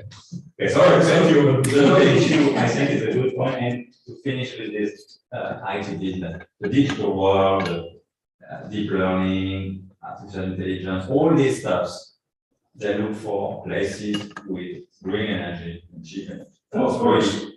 That's a lot of energy. Yes, that's what does this. So using this energy for Bitcoin mining, it's an easy business, but it's not a very smart and long-term business. So it's good to start a bit my business and to balance the profit and loss, so that I'm sure that I will get the revenue very quickly. I'll give you another example. In France, in Paris, we signed with Sony PlayStation company. The company manufacturing the PlayStation, because they have a service now, you can rent them, you pay, and you connect over the internet. The PlayStation is not in your home, it sits in a data center. We discussed with them 5 years ago, they changed their mind. They went back in France or Europe, 13 countries. We have been selected shortlist in September 2012. It was summer, almost 1 year ago. We knew we won the tender in December. They were supposed to sign the contract in January or February. They sent the template of the contract in April, and we are almost ready to sign it, to deliver for next Christmas. Do you see how long it takes between a big company with a real business? It's online gaming, but it's a real business. Might want to try to talk to Elon. Might want to talk to Elon Musk. Between the moment we put the contract, the lead, sorry, and the very first day I will receive some money. With the bonds, it's more or less the same. They want to do some risk analysis and some trading, etc. It took 1 year and a half for the biggest bond in New York, which is BNP Paribas, to sign with us. That's something I would dream we could do it better, but Okay.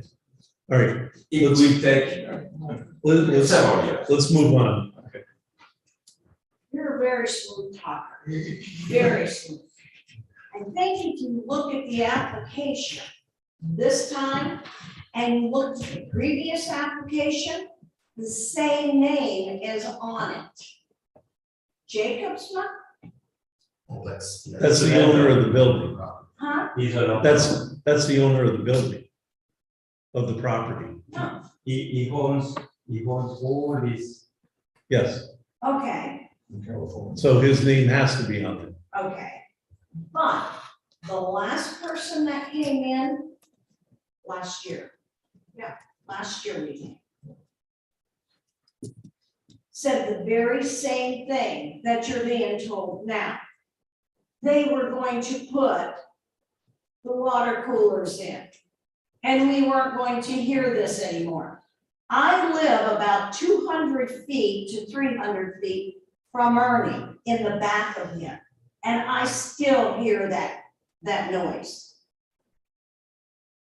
What I can tell to you is they did not install any silence things. Everything they've done is low cost and high sound.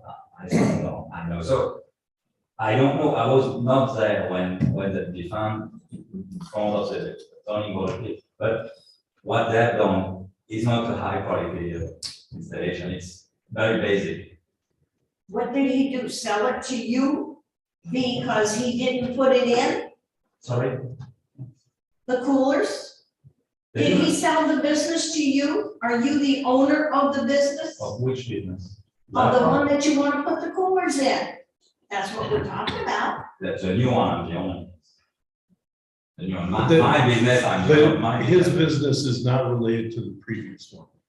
I have no connection with it, just. Yeah. I can tell you, because I'm an expert, I can tell you what they've done, how they've done it, why And it's how good or long is bad. it gonna take for these coolers to get in? How long? 2 or 3 months. Yeah, they have to be put in before before anything could begin. Now, if this doesn't work out and he doesn't do what he's supposed to do, can we come back to the zoning board and have his permit replaced or recalled? He has to live to the requirements of the permit.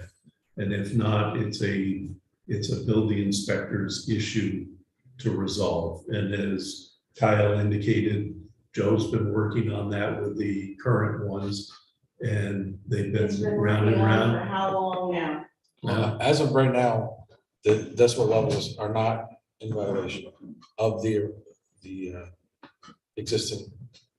Oh, yes, they are, because it's running. It's running continuously. You look up the laws of the noise ordinances, and it's continuous. I think if we take the regular of this chapter 322 noise control law, You know, we used to be a very quiet community where we live. We had the mill across the road, that was industry. With a swipe of a pen and nobody knowing it, the city of Plattsburgh made from Wall Street west industry. We are now considered industry, and we have to put up with this. This is since 1995, and they didn't swipe their pen until 2012. That's not anything that we can Zoning do board anything is, I'm about. not saying you people because you're all new. Zoning board is the No. one that put us in this predicament. Zoning board didn't. Yes, they did. They allowed Bombardier to come in. Yeah. They allowed all these things to come in on, over to the mill. So yes, the zoning board approved it all. So before you swipe your pen, think about what you're doing to the people that live there. But it is zoned industrial. Oh, right now, yes, we're zoned industrial, And and we're- we can't fight it. And we're required to live with how it is zoned. We can't change that from this group right here. We have to live to what our zoning requirements specify. Let me also say that my house is a little bit past this edge of the screen here. And I can hear noise coming from that area as well. So I have a vested interest in making sure that these businesses stay quiet. And like he had said, we are dealing with the excessive noise that was coming from the other Bitcoin company. But just because one Bitcoin company is not doing it quite right and they need to have some adjustment, doesn't mean that we have to be suspicious of everybody else that comes in. This is a very different technology. It's very different technology. It's not, they're apples and oranges. So we can't punish him because the other guy isn't doing it right.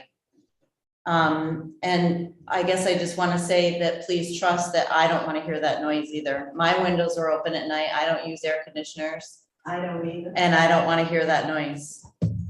So I'm not going to take this lightly, but I can tell you that he gave a very thorough packet with a lot of really good information that describes the system that he's using.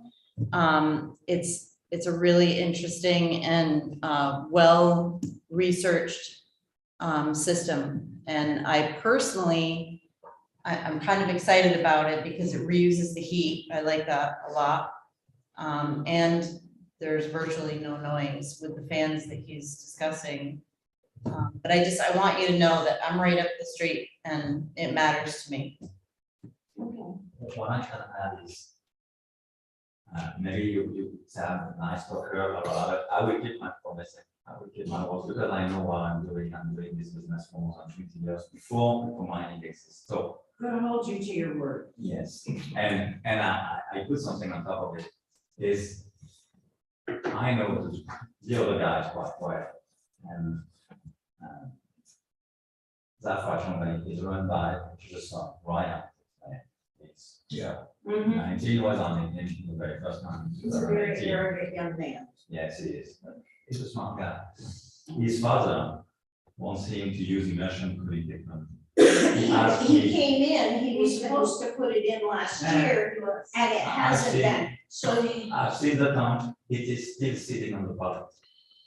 He bought but not paid, he received a sample, and it's not installed. I can tell you. He then wanted he to do should it, get a fine every day for not having it in. but what's interesting is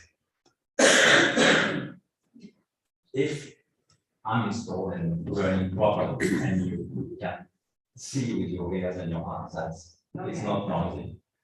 I'm confident that it will be more efficient when you talk with the city authority or with the building inspector that to say them, have a look, you've got a new company that's doing the same business as you are in a silence way, and your way of doing it is noisy.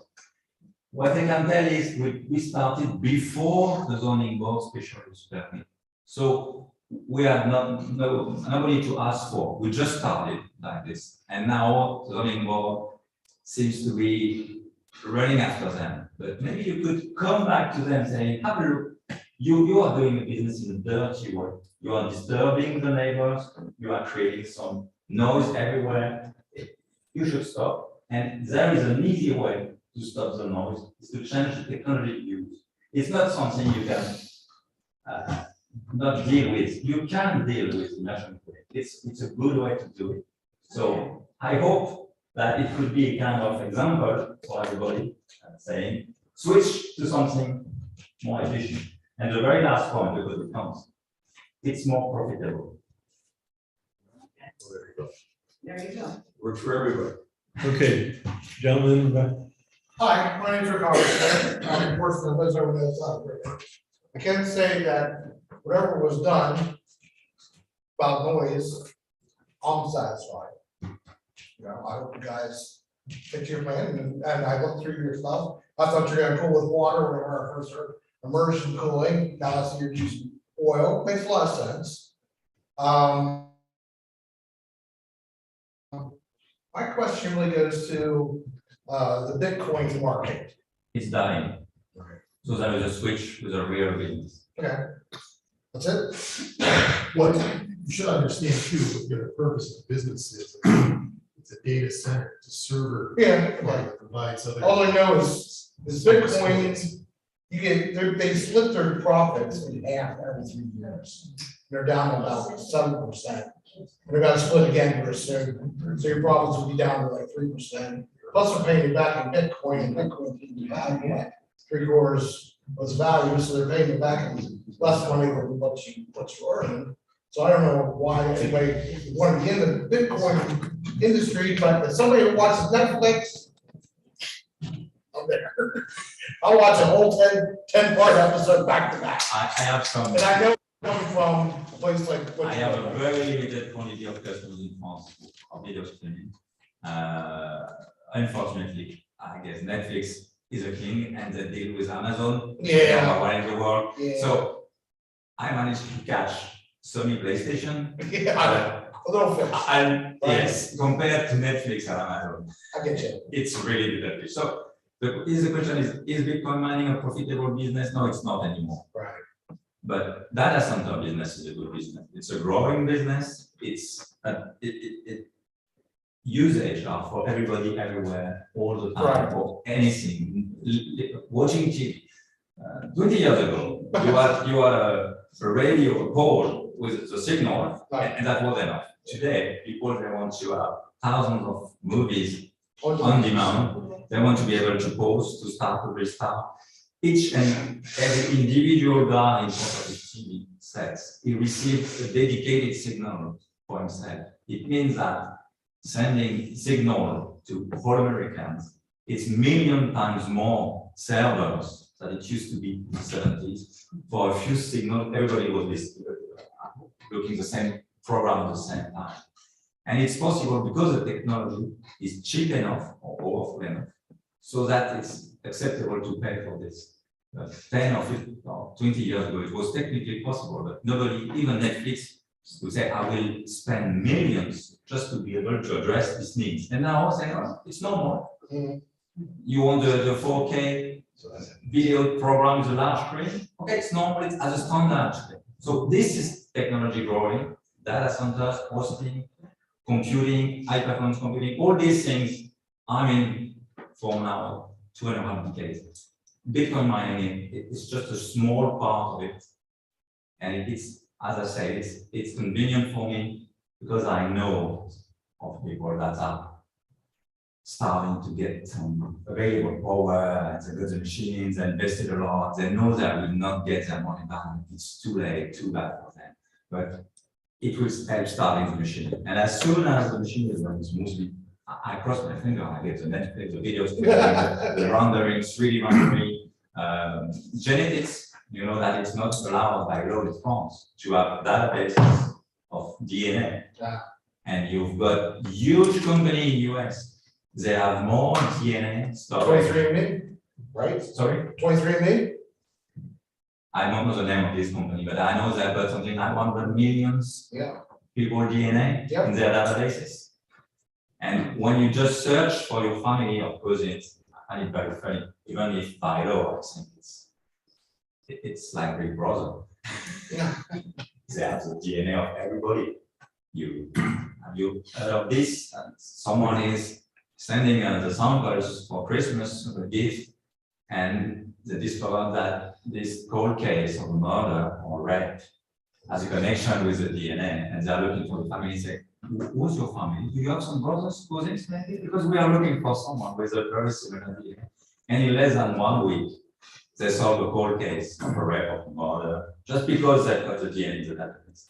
It takes incredibly powerful computers to search the database, just to search, because you've got this DNA with all the small bits of chunk of this, and you've got this sample, and you cross the 100 million full DNA you store to see, do I have something that match? It takes computers, it's incredible. And I finished with the oil search. We call it oil and gas. When you try to find some oil and gas in the ground. This business, there used to be a French world leader and a US world leader, both merged 15 years ago. It's called CGG. You know this company? It's the one now that processes the data that's taken from the ground with microphones. There are some hundreds of microphones on the floor, and you just bump on the floor, and the sound goes down and up, and you record everything. Or you do the same thing in the sea. You have 1,000 microphones in a kind of large net, and you pull the net on the sea like this, just to record everything that's underneath. There are 380,000 servers running. It's 30 megawatts. It's 8 times what we're talking about, just for one business.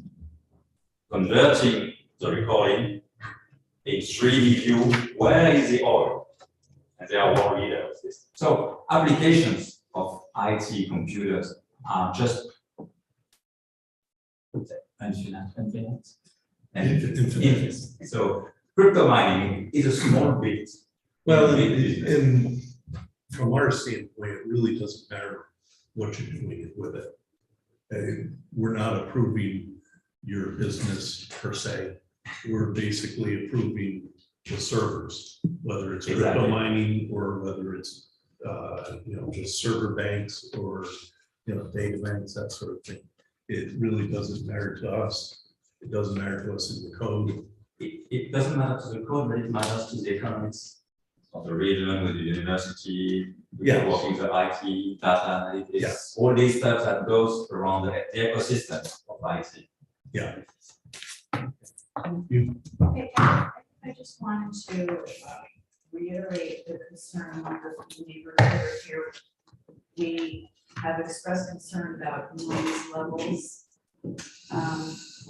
But I think that part of our concern is that this previous business that was in there said they were going to do some things and didn't. And the building inspector and city officials have had to stay on top of that ever since. to maintain some kind of quality of life of the people who live in that area. And your business, the data center is gonna grow, it's a booming business, but it won't boom for the city. According to your application, you're gonna have a minimum of 3 to 5 people working here. Certified just to start with. Well, it says to intend to create approximately 10 full-time jobs for the first 12 months and then a minimum of 3 to 5 afterwards. A minimum, because it's already minimum for the big online businesses. It's not creating that much job. But if I manage to shift to the real IT, it's probably those. So, but your employees are in Paris? No. It says here it's easy to reach from Paris, either via It's for me. Montreal airport It's for me. for our employees. So that's referring to you when it says Yes. for our employees. And my senior executive, we believe at the beginning maybe we would move and not we rented a house, loaded flats for him this week for full year, so that he can come with his wife and 2 kids. So we were really relocating that for real. Okay. So I guess that's going to be the big focus for us is going to be the quality of life impact. It's not going to be I guess my point is that it's not going to be a tremendous jobs impact for the city, but it will be I understand that. it will be a potential quality of life impact for us, and that's what we were trying to reiterate for you. I fully understand your concern. And tell you, I'm living inside Paris for now 4 years, but before this, I was living in a very nice suburb west of Paris. Very similar to that, a very nice house, grass, very silent. And I would be in your exact same position. And when I started thinking about this, I said, I don't want to be disturbing the neighborhood. And I feel betrayed by my competitors that don't care, to be honest. They don't care. They don't care. They just want to save money, they don't want to invest. They don't care. That's what I'm saying. I know these guys, I met them by chance, but I cannot tell more, Okay, thank you. but they really, The other thing is that we can't approve or deny something based on someone else. Right. And we have to live within, and then it becomes something on Kyle and what have you, so. Mr. Chairman, if I may, having heard this discussion, I think I want to take it upon myself to do some baseline measurements with our SO meters, so that we have that on the record and compare it with Kyle's before before this operation begins, and we'll compare those baseline measurements with after this operation begins. Free to share that information with everybody. So, okay. and unfortunately, we see that the threshold right now is exceeding the law. These are my competitors are not following the law codes. Yeah. They are above the threshold. There is a trick with measuring noise at the property line. It's not very clear how far is it from the noise source, but what is controlled. They create a lot of noise. And depending on the wind, maybe you can record the morning or the evening. Maybe the wind is blowing in a direction or in another. So maybe what you could say, and I can pay for Scott, no problem. I pay the recording. If you receive the noise because the wind is in a given direction, just call him. Say, can you record just now? Sure. Because it creates a map and it creates a position before I arrive. I don't want to be in this place in 1 year with people saying it's noisy, but nobody knows exactly where the noise comes from. And right now, I know if you have a look, just go inside, you just hear the noise everywhere in this entire park. And it's before I started anything. So it's important for me that you have a kind of pictures of what it is now before I start anything. Okay. We had someone back behind. Yes, I just wanted to ask if the board, if the zoning board was aware of the electrical impact that this business may have on the grid for Plattsburgh. And if that's going to affect the rates, they're gonna be running 24/7, 365 days a year, and that's just a question that I have. I didn't read the full proposal, but it seems like that is something that could have an impact on us as a community. And that was one question that I did not hear any information on as the presentation was unfolding. A couple of the things that I found, first off, I live in the condos in Adirondack Lane, so you are aware of the business before you, and I find it a little bit insensitive that you would come here and address us and say things like, well, they're going to be quite quiet. You shouldn't hear them. If you do, then we will. You know, these, you may not see these on the roof line.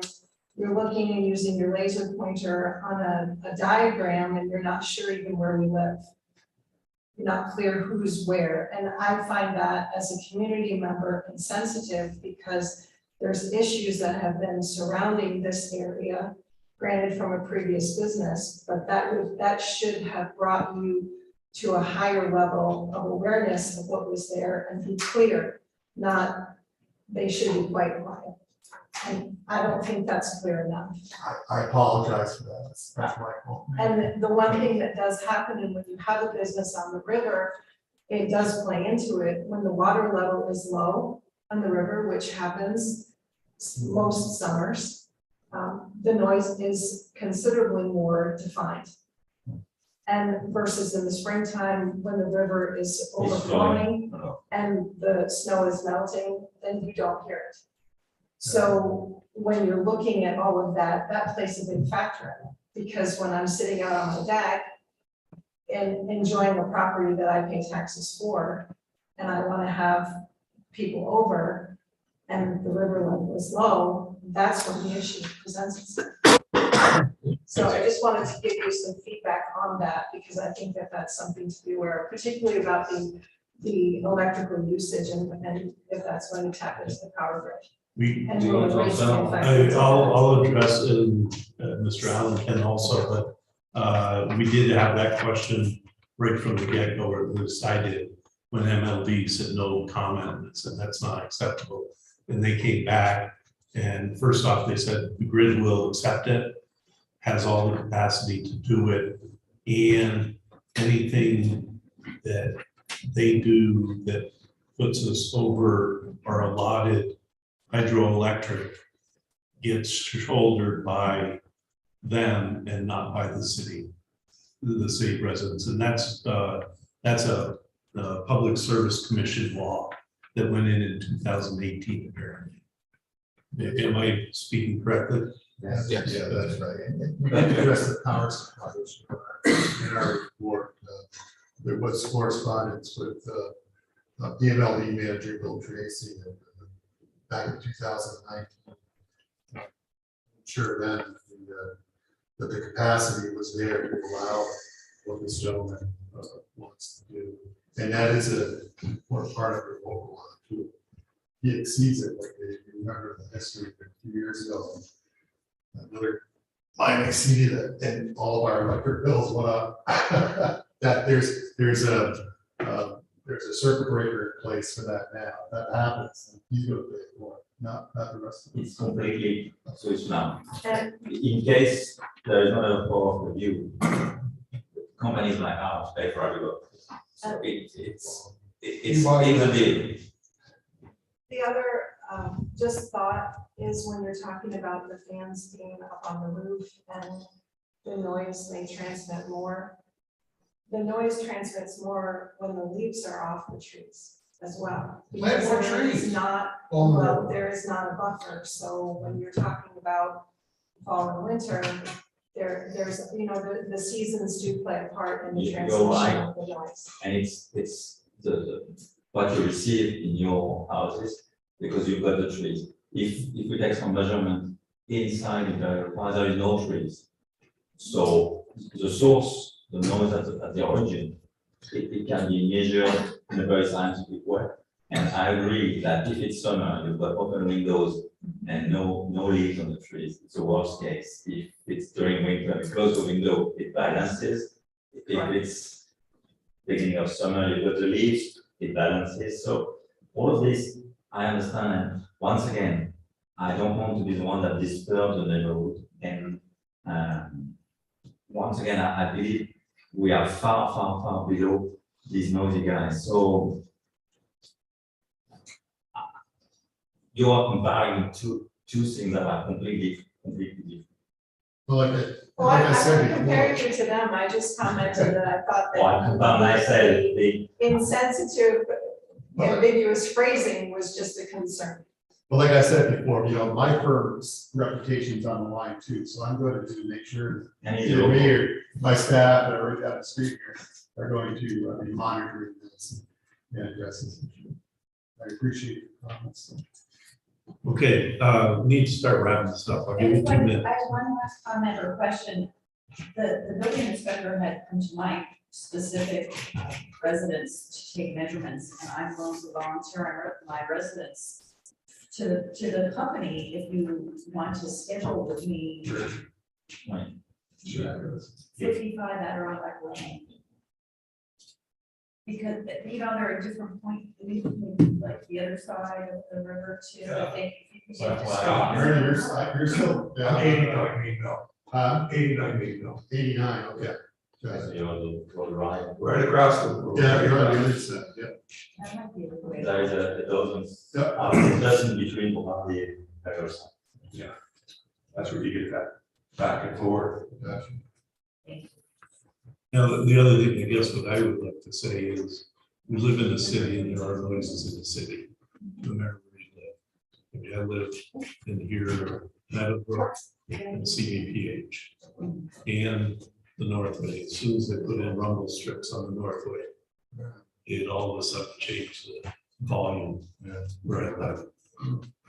So, but, okay, any other comments from the, okay, now close the public hearing portion.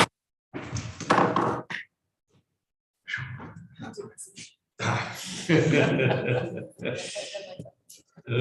don't, but that was a good public hearing portion. All right. The seeker. Got some issues with it.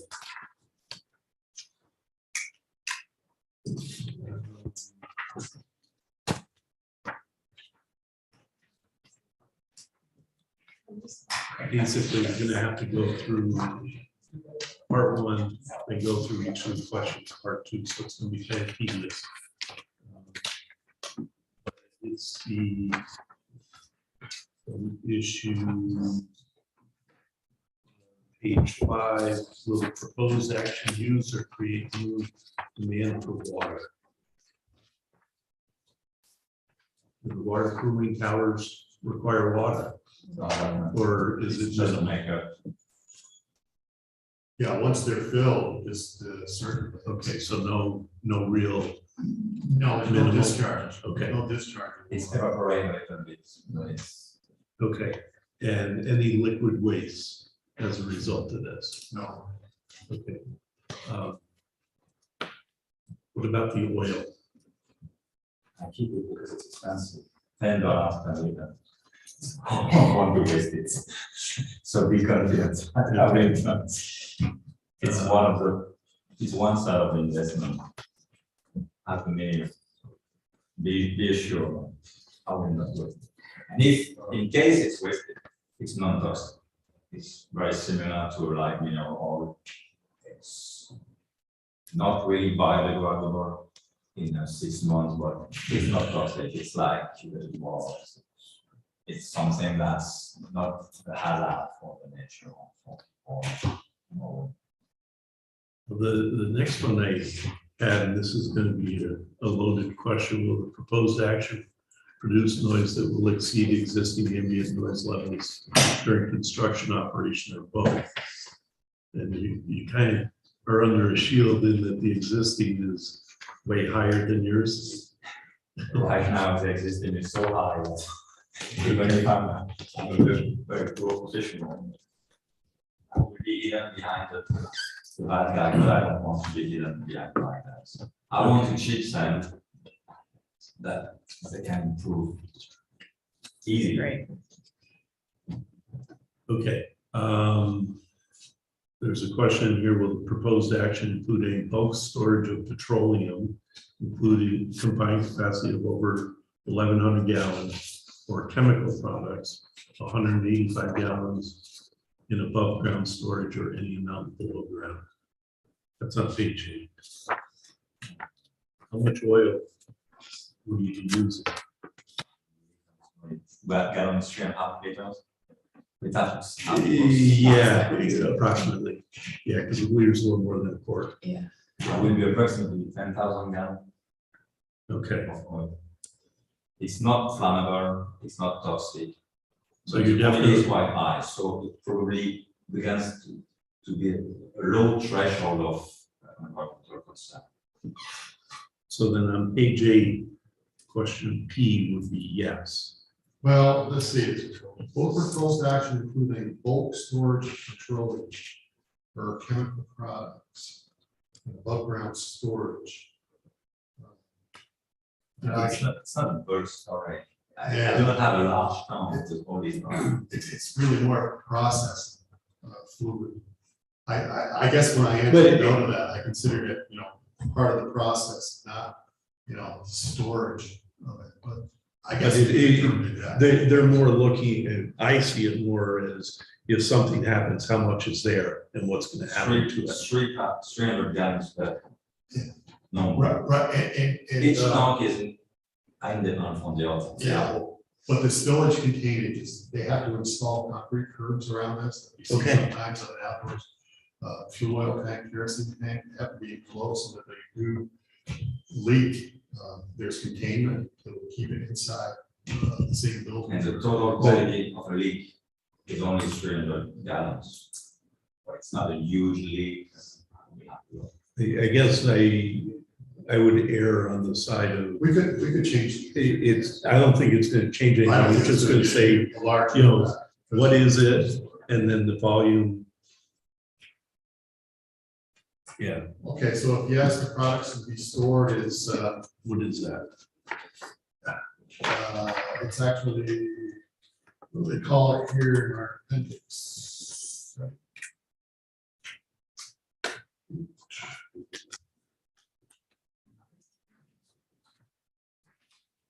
Get the right name of this, immersion cooling fluid, that, secret.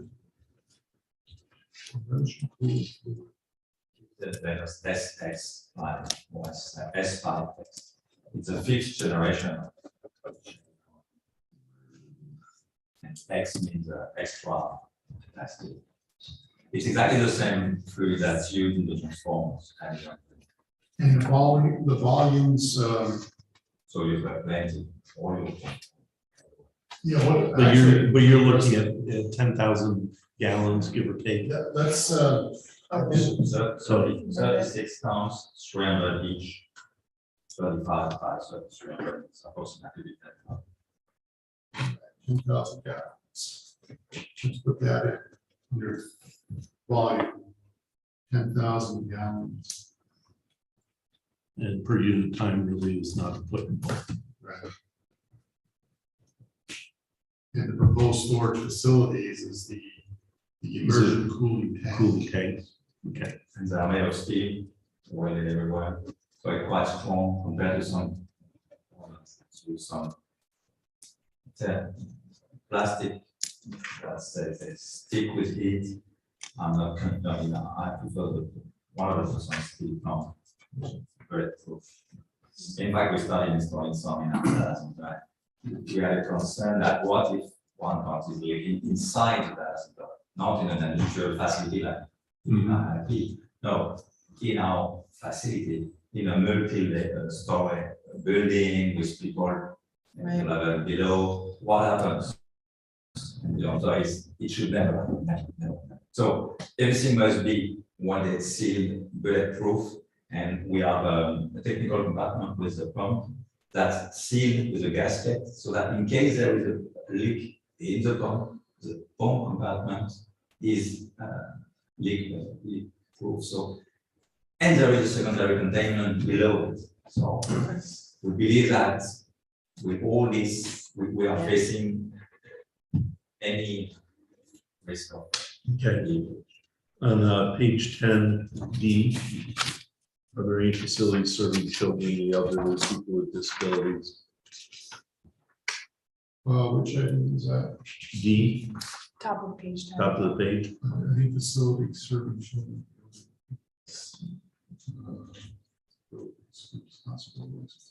You can, well, you can hit a driver from there to the Oh, yeah. PHS. Oh, that's okay. 1,500, yeah. You can have that. size. PHS right off the bat. I don't know if the nursing homes would be, but I know PHS is. Yeah. I mean, their property goes right to the river.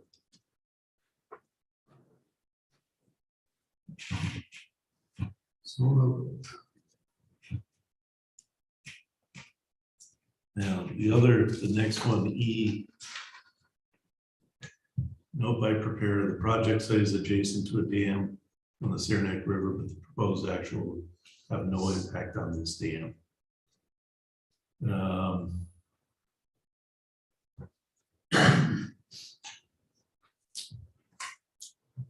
Is the dam part of the facility? or no? that's kind of why I didn't answer yes or no. I think that's. Who owns the dam? I think that's DEC's. Actually, I think the dam is Imperial's. I think so. If I'm not The mistaken. turbine belongs to.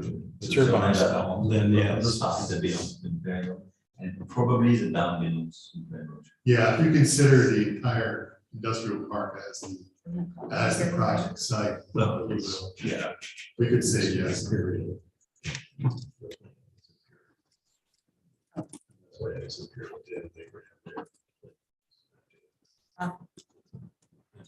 Still goes with the property. I am too young. Something I'm too young for. But I will not be in good connection with the dam. It's, yeah. I will say Any idea on the dam, it will be reprogrammed. what size it is? Sorry? Any idea what size that dam is? How high it is, Yeah, 30 feet. okay. What? I know that. I know. It was about 500 feet long, Oh, 150 150. Or more than that. across the river, More than 150. That's a large dam. 200. Yeah, we'll call it 200. And unknown on surface area. I won't guess on that one. We'll put A for surface volume. And we don't have anything on inspection or anything like that, but we'll address it as the note to the preparer or by preparer. And I think that was the end of my comments unless anyone else went through it.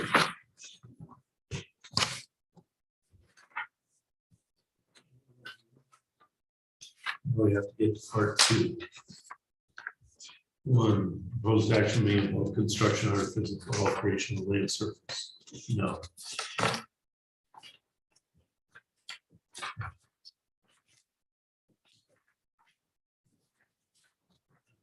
2, geological, result modification, construction, or inhibit access or unique land formations. No. Impacts on surface water. No effect based on what you were saying. So 3 is no. If anyone disagrees, please speak up. Impact on groundwater.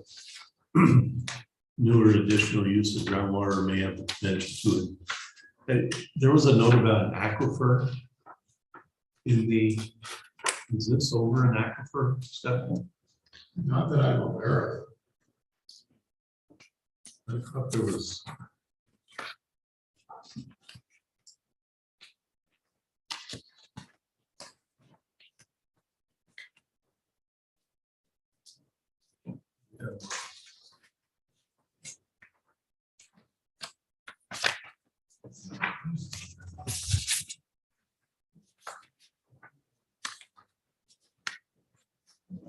That usually comes up, use the EAF map or one. I don't believe there's any access to those. It's here. Thank you. Good luck.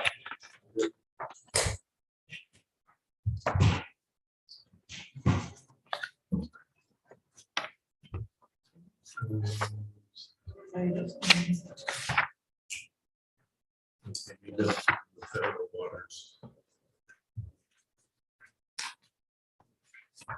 Okay. So far, yeah.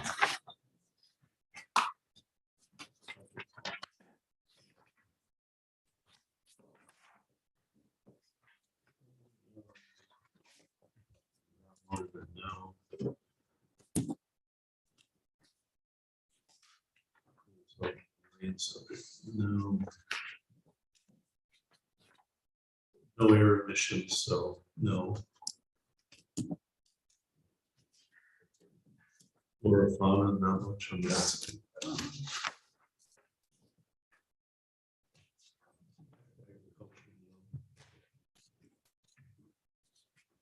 So there's a top farm in there.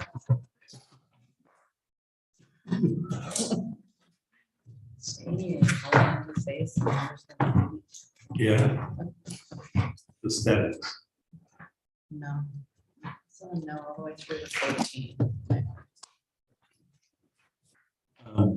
Well, actually 10, in fact, on historic and archaeological resource. What is the archaeological? That's the 1 site. mile radius circle that the Office of Parks, Recreation, and Historic Preservation draws around any archaeological site that they've identified over the years. And that's the one over on 22. Yeah, there's various places up and down the lake where there have been pits. So what the state does is they draw this 1 mile radius circle around it. And what that triggers when we're filling these out online is a yes answer.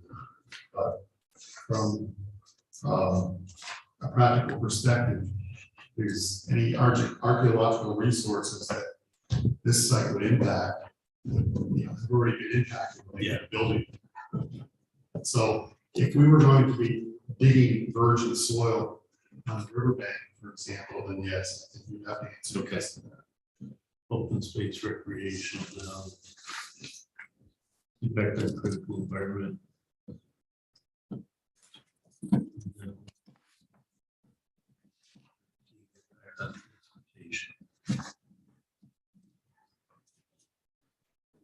Say no. So yes. I said no, but on 14, I said. Oh, impact on the energy, yes. Form of energy, yes. Will require a new or upgrade to an existing substation, no. Creation or extension, no.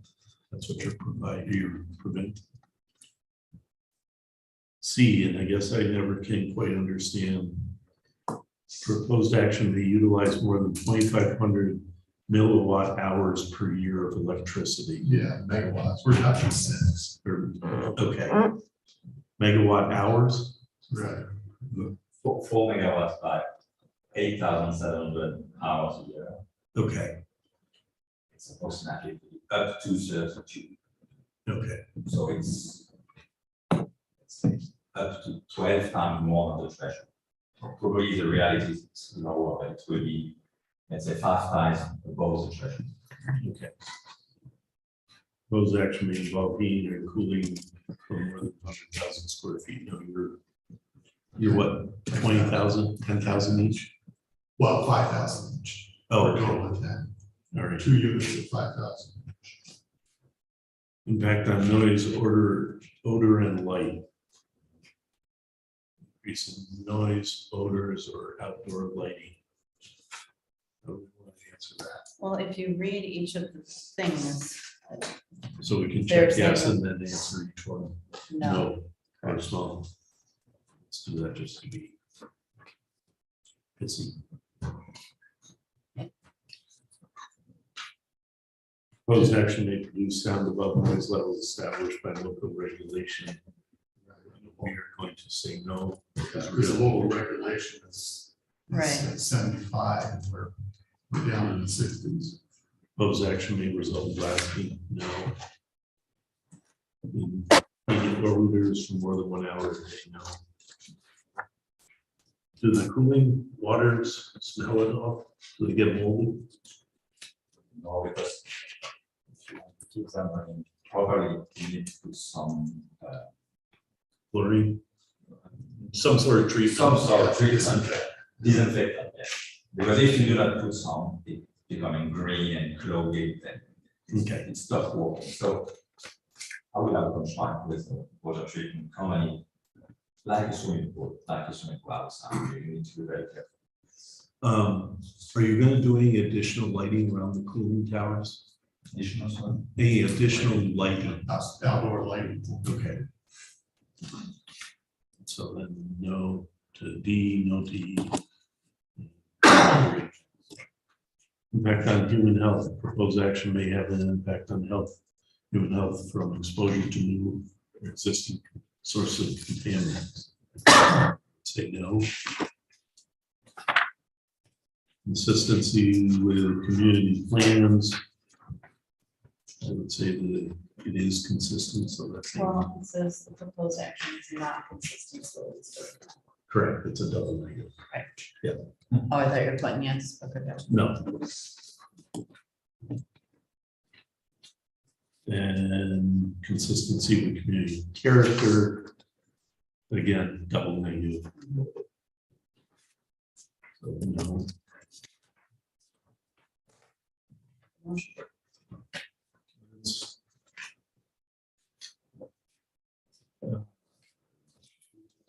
Based on the analysis of part 3, must decide whether to require environmental impact statement to further assess the proposed action. The identify the impact based on the part 2 responses, describe its magnitude, such as severity, size, assess the importance of the impact. The assessment should take into consideration any design element or project changes. I think we've pretty well beat that one. Repeat this process for each part 2 question where the impact is identified as potentially moderate to large, which we did not, or where there is a need to explain why a particular element. Okay, provide the reasons why. Okay, I guess we could. Sure. I make a motion with regard to the full environmental assessment form for appeal number 2321 Azure Data Center LLC. That after full review of parts 1 and 2, that the zoning chair completes 3 of the full environmental assessment form. And checking box A, that this project will result in no significant adverse impacts on the environment. And complete the form in its entirety for this appeal. Okay.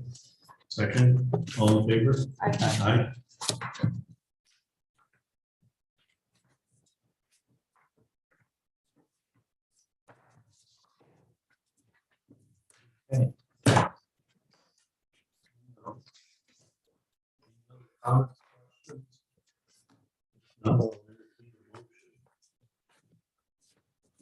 I make a motion to approve appeal number 2321 for Azure Data Center LLC for a special use permit request to convert the vacant suites 101 and 121 at 32 Howard Dam Way into combined high-density cryptocurrency data center server farm utilizing immersion cooling technology. Can we?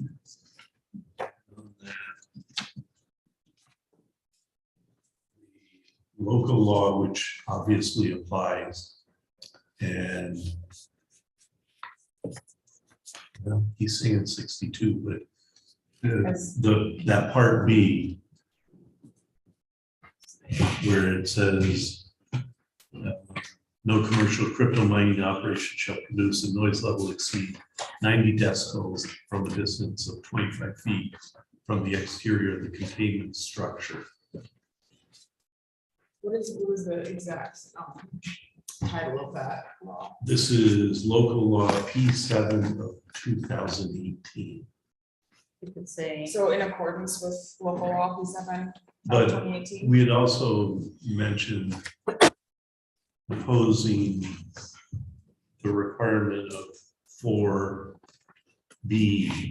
on the cooling tower as well as the containment enclosure. In terms of the decibels. Yeah.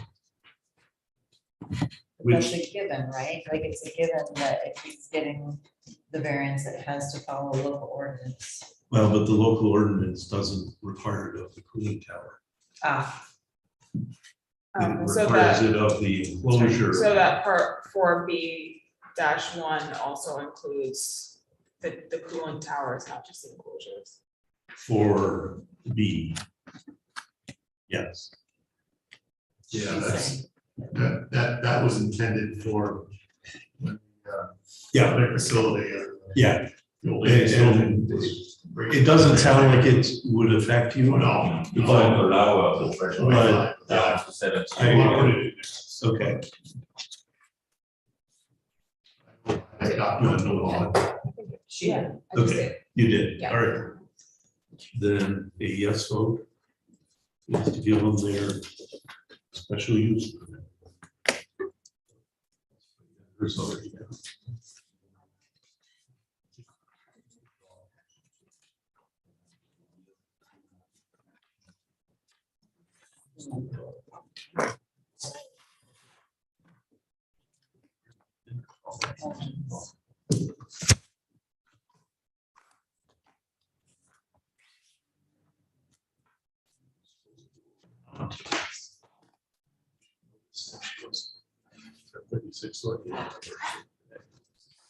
Those were on that. But Happy anniversary. Exactly, yeah. I said I can't. Not after seeing this.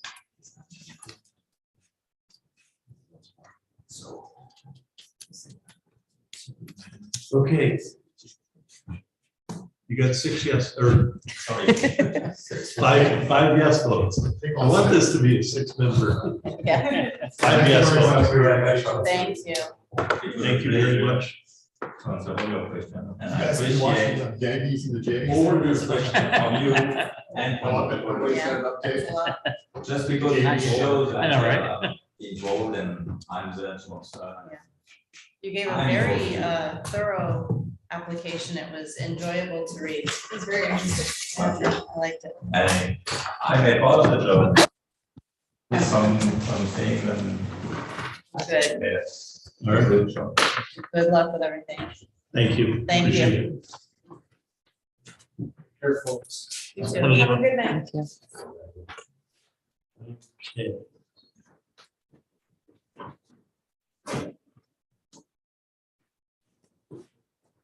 Oh, yeah. Still on the side of the house.